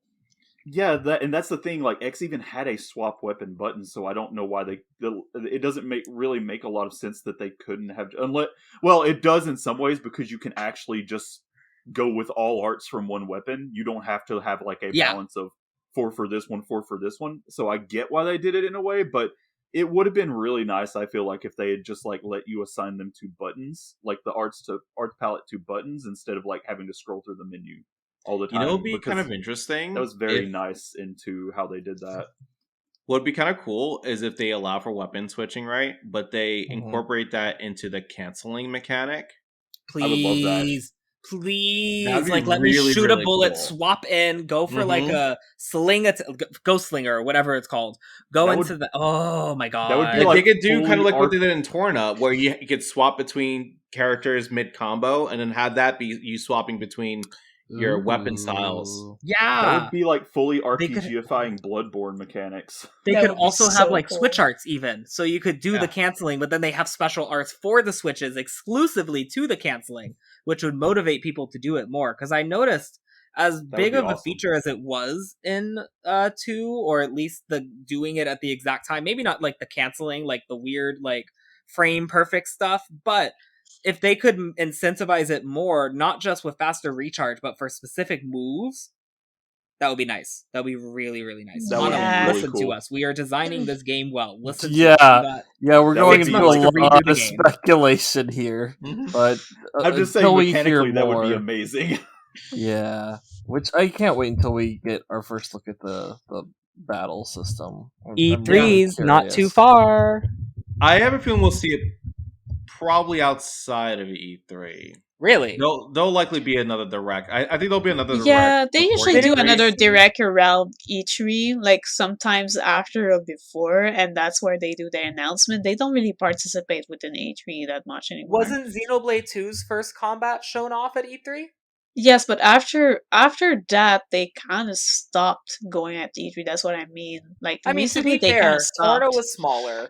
Definitive Edition was smaller, so I don't know. Yeah, we'll see. We'll see what the future brings. I think it depends on if Nintendo goes to E3 at all, because I think last year and the year before that they didn't go. They just had their own thing and they were like, meh. There was tree houses, I think. Not tree house, but the what's it called? Is it tree? No, the sort of thing that they do where they do a live around the E3 time. Treehouse. Yeah. Yeah. Okay. Oh yeah, Treehouse. Yeah. They always do presentations at the same time. It's just a matter of whether Nintendo's actually going to be there. Yeah, but I don't know if they're actually gonna be there because they kind of ghosted like twice. What I was gonna say is it'd be kind of cool. One more thing, and then we can move on. It'd be kind of cool if we get a Xenoblade Direct. I wonder if that'll happen. Yes, oh my god! Probably. Yes. Especially look at 2. They had to do a whole one to explain the political setup of the place. Yeah, I could see that, especially because this game, a lot of Xenoblade 2's political stuff seem to be more in side quests. This only has the 2 major factions. I could see them diving into that a lot more. So yeah, I could see them doing a whole direct, even if it's just for that. Yeah, I could see it. Okay, the next few points. There's a few things that we already mentioned. So there is one other thing about the mix that I think we talked about initially the other day, just outside the podcast, but I don't think we've mentioned yet here is the ones that just straight up look like the Mechon, like the metal face and such. Yeah, those particular mechs. Did we actually talk much about that? No, not yet. That's where I was going actually. Sorry. Because we spoke about the other ones on the side of the white-ish ones that looks a bit more high-end technology, but we did not go into the ones that were on the technology side that were Mechons. We did not speak too much about those, but they do look exactly like Mechon, and there's even one that looks like literally a metal face. I almost wonder if what happened is because there was a giant war with these things. Maybe they just scavenged over the years for the pieces of them and built them into their own mechs later on. Maybe. That's kind of metal. Not to make a pun, that's kind of metal. But metal face in a wheelchair. Yeah, he was on wheels, wasn't he? He does have. Well, actually, wait about those mechs. Hold on. People notice there's a Zohar on one of those mechs. Actually, the one with the wheels has a little Zohar symbol under its face. Huh. What? I need to. I did not. Wait, what? I need to. What? Are you? Hold on. Pics or. Yes, send us some Y'all pics. can keep talking for a second. Let me get this picture. Hang on. We need evidence in this court. Yes. Wow. We're demanding evidence right now. Right here, right now. Was it posted? Aha! That was actually a surprisingly easy find. Unable to copy image preview. Alright, if you say so, Discord. Hold on, I'm coming. Okay. Discord has been very iffy with the links tonight. Yeah, you expect me to believe this is real, huh? What did you post? Okay, this. Zoom in on that chest. I'm sorry, that looks like a whole ass conduit. Let's see this. Oh my god, it looks exactly like the Zohar. No shit. Oh my shit. Holy crap. There's a Zohar. Yeah, that is. I'm sorry, I doubted you. Zohar one. See, y'all doubted me. Come on. I'm sorry. Honestly, sorry. I thought you were talking about this one at first. Holy shit. And I was like, I don't see it on that one, but and that one, the shape and the details in it looks like so close to the Zohar. Oh yeah. Oh my god. It looks like the which one is this? Also, I love how the little part leading to the wheels looks actually like the Monado. Yeah. So you got the ring with the light in it and all. It straight up looks like not even the conduit. That actually looks a lot closer to the Xenosaga one that has a lot more. Yeah. Yeah, exactly. That's why I keep saying the actual Zohar. Takahashi. What you doing over there? I know you said Xenosaga failed profit analysis, but what you doing over there? Takahashi and the Chipmunks. Just like Jintoki as Dave. Takahashi! Wait, just before I spread misinformation and Pure comes for me, Takahashi did not say that it failed profit analysis. That would be the CEO of Bandai? I'm not going to say a name. It wasn't Takahashi. That was Katsurada. Yeah, it wasn't the CEO. Yeah. It definitely was not Takahashi. Please do not think that Takahashi had anything. Yeah, it was Harada. Yeah, My it was bad. Harada. It was Harada? Harada was mentioning that on Twitter. Don't ask me exactly, for shit, Harada. Yeah. Anyway. Thank you for that, Chris. Yes, seriously. thank you. I That did was not notice that. That was like the whole trailer. I was hyped to see if I would see anything Zohar related, and like never saw it. And then there's just this that was like under the mech. Like what? I think it's like the tiniest frame that you can actually make it out. I only know because someone showed a screenshot. I did not find that myself at all. Nice. Yeah. Then it's interesting. So we have the Mechon type, and then I do agree it looks like Hyentia stuff. But if we're going off of the idea that these are the two worlds melded, if we have Mechon stuff, we can assume they came from the Blade 1 universe. Well, I mean, we don't say it's closer. I was just gonna say I don't know if we have to go off the idea that it's the two worlds melding, because they kind of straight up said that is the Mechonis blade, and more that is so. I don't want to be. It's less that I don't want to say that, and more that I don't want to straight up say these people took Mechon parts and these people took parts from the Praetorium. Because while it looks like stuff from the Praetorium, like it looks more like that than Alchemoth stuff to me personally. But also, they didn't have much tech by the time of Xenoblade 2 at the Praetorium. So then I'm like, why? But then we see those ruins. I think it's the place that everyone thinks looks like RFC. We see straight up like Hyentia ruins and architecture, and it does look slightly different. So now I'm like, where did these mechs come from? And however much time has come, because like the robots that is it Kev, the robot people? I'm sorry, I keep forgetting. I think that's right. Keeves. Yeah. Okay.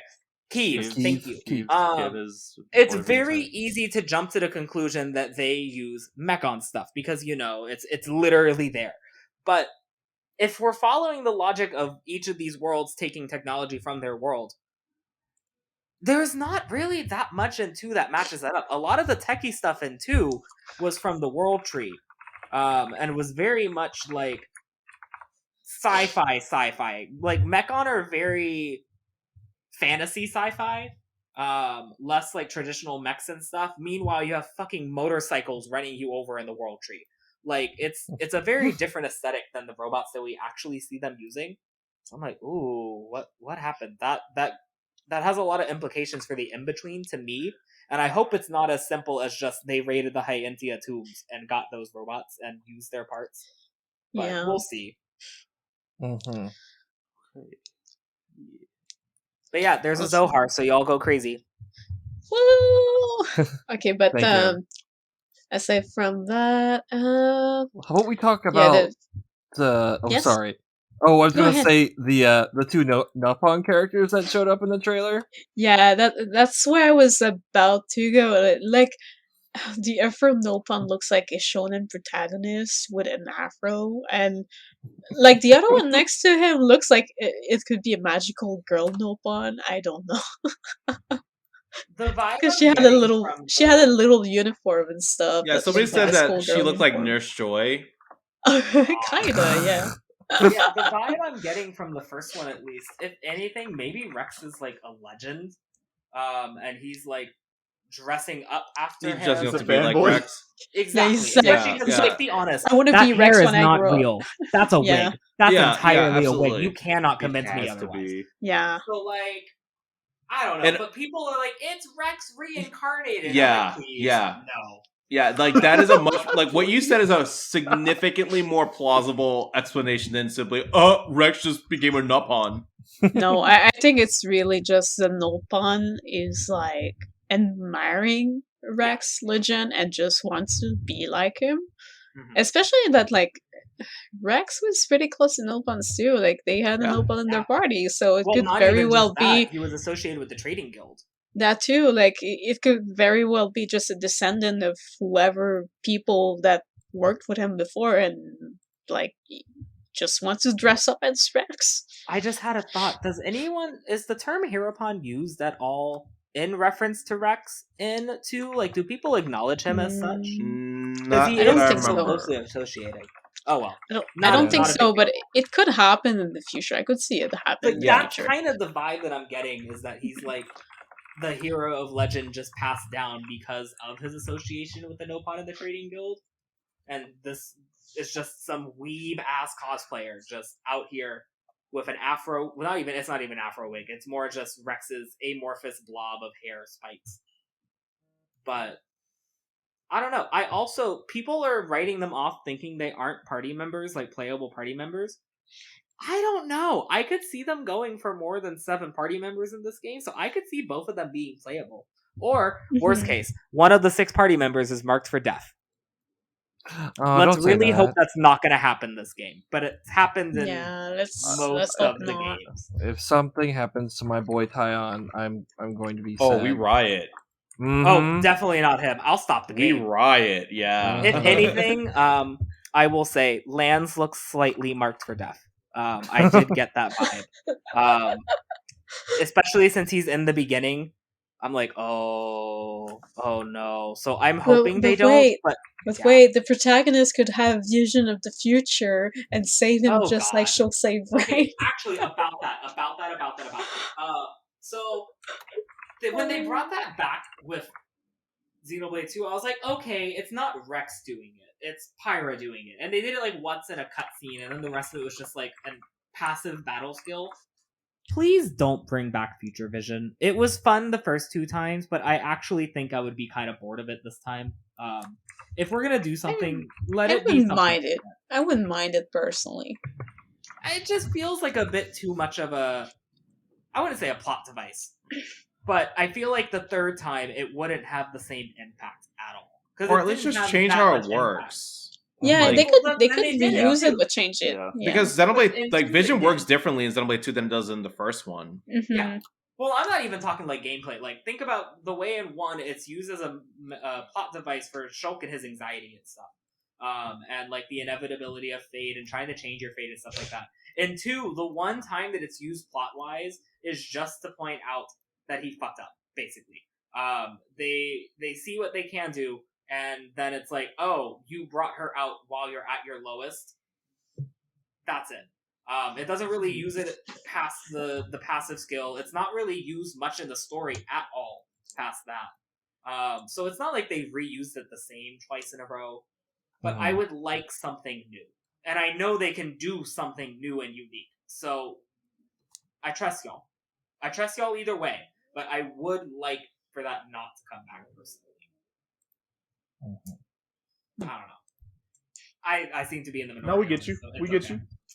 It's all good. But yeah. Did we what else did we have actually? I think we've actually, besides the transcript, I think we've made it through every point. Okay. Yeah. Well, no, we didn't.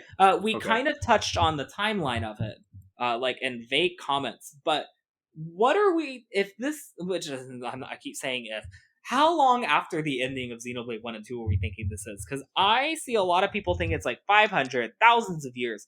500 years. It's probably going to be 500 again. 500. I mean, 500 is the meme answer, is all. Yes, but honestly, I also could genuinely see this much develop. I mean, if this was a normal world that didn't have access to a giant tree full of technology, I could see it taking 500 years to reach this point. I mean, I could see it, but honestly, I don't think the numbers like super matters personally. Oh, it really doesn't. It really doesn't. I mean, it's fun to speculate on a little, but I would say like 2 of the type of memes that seems to be very potent in RPGs, either 200 or 500 years. So I would go with one of the 2. I was thinking. I think I was even thinking maybe 100. Yeah, because it makes it more likely for other characters to be alive. The long-lived ones. And I could see them using that. Because also the fact that there's this whole new world with a new name with 2 completely new nations that also seems like a lot of time. Certainly come a long way. Yeah. I don't know. If you look at how our world works, I mean, countries get rewritten and reculturalized all the time. So it's not out of the realm of possibility when war is at play. This is true. Yeah, for sure. Either way, I am very curious to know, and I think however long it has to do will determine whether or not the stuff I mentioned about big revelation scenes earlier, I think the amount of time will really play into whatever that is going to be, personally. I think there's a lot of lost history here, maybe, that they're going to be going after, which they kind of do in all the games. Yeah. But with the melding of two cultures from two entirely different universes, I can see them diving a lot more into that than before, depending on how long it's been, how long stories have been able to be retold, told wrong, transformed from ear to ear. Mm-hmm. All right, should we start wrapping up? We're Well, pretty much wait. getting I close wanted to. I really wanted to get in one more thing that I kind of Okay. thought of like a little bit last minute before we did, because there was a part of the trailer where they just showed each of the characters running through various locales. Mm-hmm. And I know that we discussed like the overall like of the world, but there were a few that were pretty interesting that I wanted to bring up. The one that Sena's running through in that one scene, which I actually posted little shots that I took of them. Metal City. Yeah, it gives me both like a little bit like Alba Kavanich from Xenoblade 2, and it also gives me like Agnirith vibes a bit from Xenoblade 1. Yeah. Like with the way things look in it, and I just kind of wanted to like point out how cool that was and just like how that looked. I also just like the mood of the city gave me a little bit of like the color scheme maybe felt like in the sky and stuff felt a little bit like the Urian City, that the name escapes me right now. Is this the place that's in the sky with the rails? Because if you look in the back, it almost looks like those are like almost like islands rather than like mountains. Mm-hmm. Oh, I think that is. Which one are you talking about? I'm talking. So you know the picture with the rail image. Then we have the city you're talking about with Senna in it. If you look in the top right, those land masses, you can see the sky underneath some of them. I wonder if this is that floating city. It could be. That could be. That's like really interesting. Especially if we're comparing it to Agniritha and we're talking about Xenogears connections and like the higher people. Oh wait, actually, when you go to the image of her, oh yeah, I think that's exactly what it is. The sky's the same color. You're right. Yeah, that does look about right. Okay. All right. The other shot that I had shared was just the one where Lance is running, and it looks similar to that same desert area from before, where we saw like. It looks very close to like that desert area that like Neo is shown running through,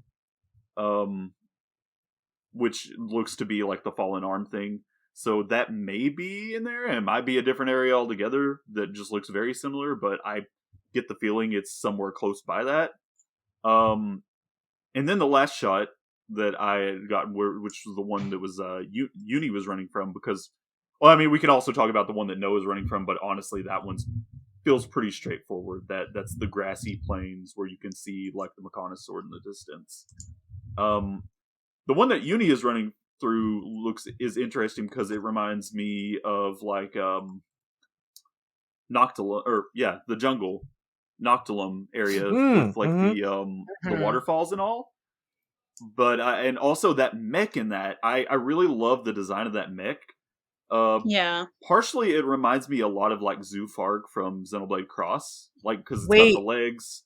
There's and the also big, that one like disc shaped thing to it, and I think it's in the Noctilum looking area. There's that other mech that straight up gave me, what's the name of that unique monster that we all ran up to and it scared the ever loving shit out of us? That's just in the water. Does anyone remember that one's name? It's one of the Zedoms. Yeah, it gives me that vibe. So strong. There was a few mechs in the trailer that like were straight up looked to be shaped a lot like the Zedoms. But we see a lot of that in this series in general, where a lot of enemies are like very different enemies, but they have a very similar shape to enemies from the past series. The reason I brought them up, I almost wonder if they're going to be like hidden, like they're going to be things that are recovered more so, almost like I can imagine them just being like defensive sentries or something like that. But like recovered I would love and repurposed, it if it's possibly. Like recovered and repurposed, yeah. No, I was thinking more like they're deactivated and you just find them in the world, like the Zedoms and and Noctilum. And these, I mean, grant this looks like it's in a cutscene, but I would love just stumbling across random giant ass robots that want to murder me. Bring it back. Well, I think that Uni one was actually gameplay. Honestly, that looked like she's just running towards that thing, you know. Yeah. Which there's also something else on the water there, and I guess maybe part of it, I might be thinking this too, because it's a multi-legged robot sitting on a pool of water, and in Xenoblade Cross, you fight Zoofarg over that giant lake in Sylvalum, and so it's really like evoking those same vibes a little bit. but if it were in Noctilum instead, Yeah. Like So in the jungle. So there is one more bullet point that you haven't mentioned, Chris, that you made. Right. Took a painstaking amount of time to put together. Monolith, listen, get close, Tatsuya Takahashi. All right, I got a few words for you. You gave us a game that was mostly, from y'all's perspective, not for everyone. We have a lot of women who are into the woman of Xenoblade 2. But let's be honest, Xenoblade 2 was mostly made from a very straight male perspective. Give us more of the gay shit. We got Morag, we got Bridget, we got their love child. Give us more of the gay shit now. Now. It's not a question. This is not a request. Now. Y'all have 24 hours to respond. From the posting of this episode, not from me saying it. Oh my god. Also, please leave Soraya Saga alone. Thank you. Yes, definitely. Leave her alone. Leave any of the devs alone. Let them work on their thing, and don't harass them.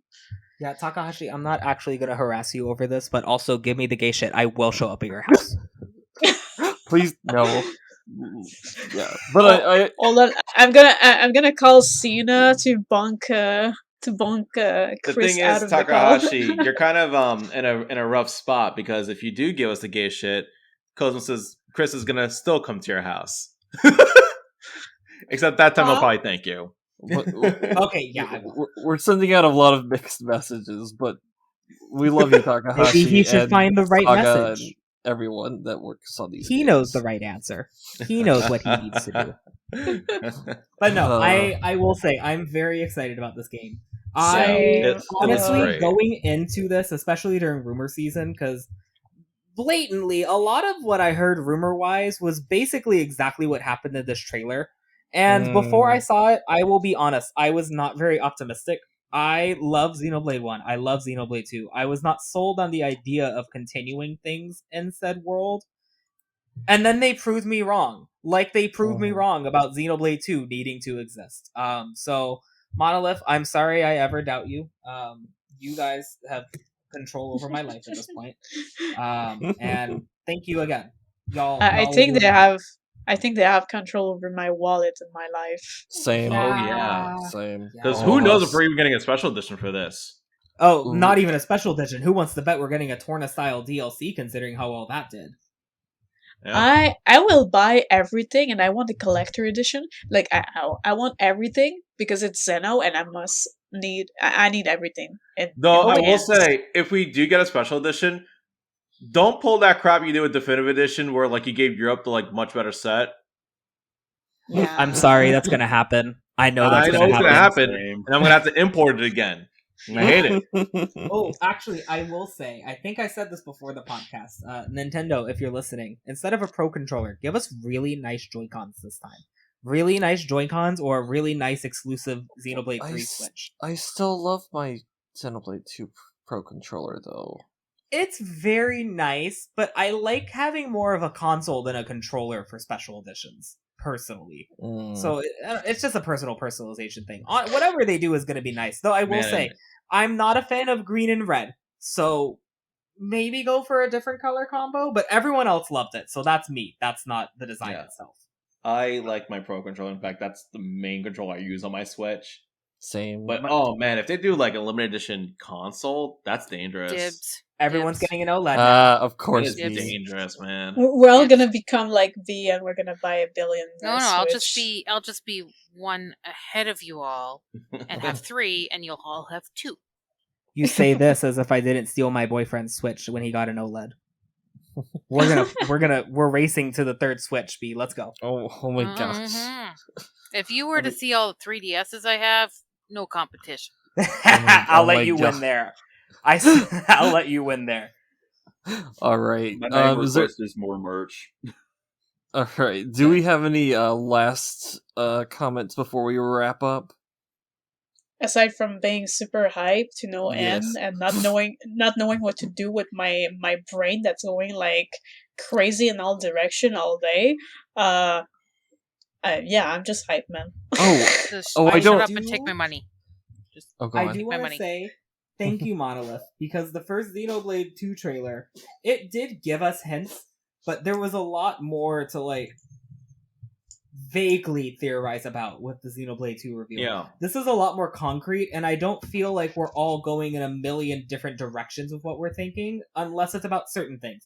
I think it's a lot more guided this time, and there's still a lot of room for surprise despite that.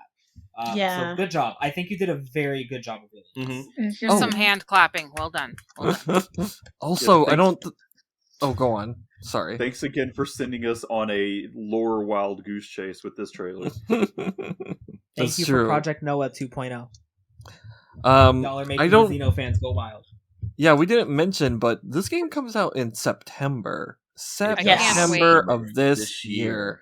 I mean, I was really surprised by that. I was like, it's going to be December like usual. I'm like, oh, nope. Well, actually, weren't the others all released kind of in either like spring or fall? You're asking me to remember that far back? Well, so what I was going to say is that this year in particular is kind of a cool year because this year is the 10-year anniversary of the North American release of the original Xenoblade on the Wii. And it's also the 5-year anniversary of Xenoblade 2. Yeah. It's Xenosaga's 20th anniversary. Yes. And yes. Xenosaga's 20th anniversary. That one is painful, though. That one's pain. It's a short point that I should have mentioned earlier, but it segues off of what we just said. The fact that Xenoblade is releasing in September and already the dub sounds a lot better and more consistent and better directed than the one for Xenoblade 2, which has all sorts of mess behind it because of Nintendo's release cycle. I want to say that it does seem like Nintendo is giving more leeway and creative freedom to Monolith in general, especially with deadlines. The fact that they can release this in like September versus it being a holiday title is really nice. Go Monolith. We love you, and we love the fact that you have of like releases. Did you guys see that the Video Games Award even tweeted about this? Oh, really? Did they? I didn't know that. On That's Twitter. Cool. Oh, and, hey, now it's going to be, available for so I was going to say, now, this time, it's actually eligible for an award. No excuse. You know what? That's probably exactly what the fuck happens. That's no excuse. I wouldn't say that's the exact reason. So it's eligible.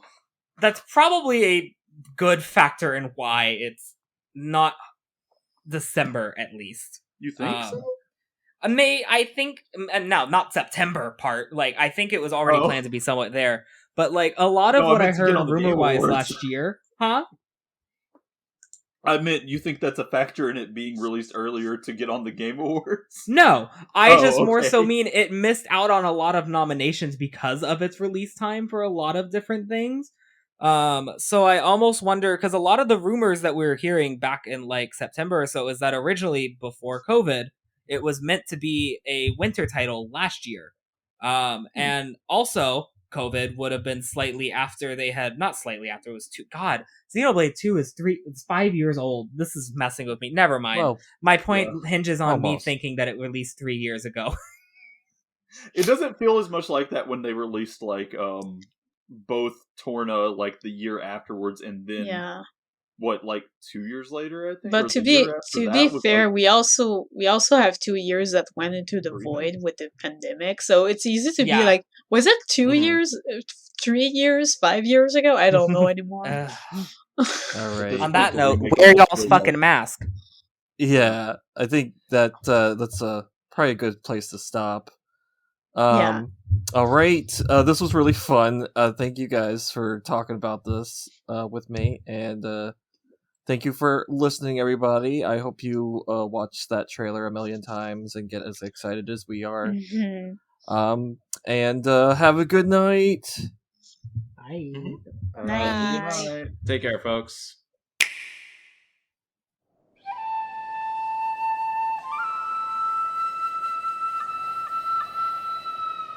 Fighting in order to live,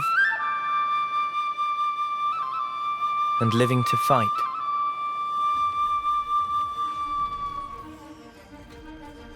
That's the way of our world. Ionios. Tell me, what would possess you to side with them? We're fighting because there are enemies to kill. I refuse to believe you're him. I knew it. I saw this coming. You're not enemies now. Fine for you, isn't it? All that time you've got. You could try to move forwards again. How can our lives be so snapping little to you? They're not your friends anymore. They're his fuel. Sword march. The land pierced by a great sword. It's the only way you're gonna defeat the real enemy. Whatever life is lost, I won't let you shoulder it all alone. What good filling up these flickering clocks in our eyes? It'll never replace the friends we've lost. The flame clock, it has to go! Ouroboros abhor this world. They must be erased without a trace.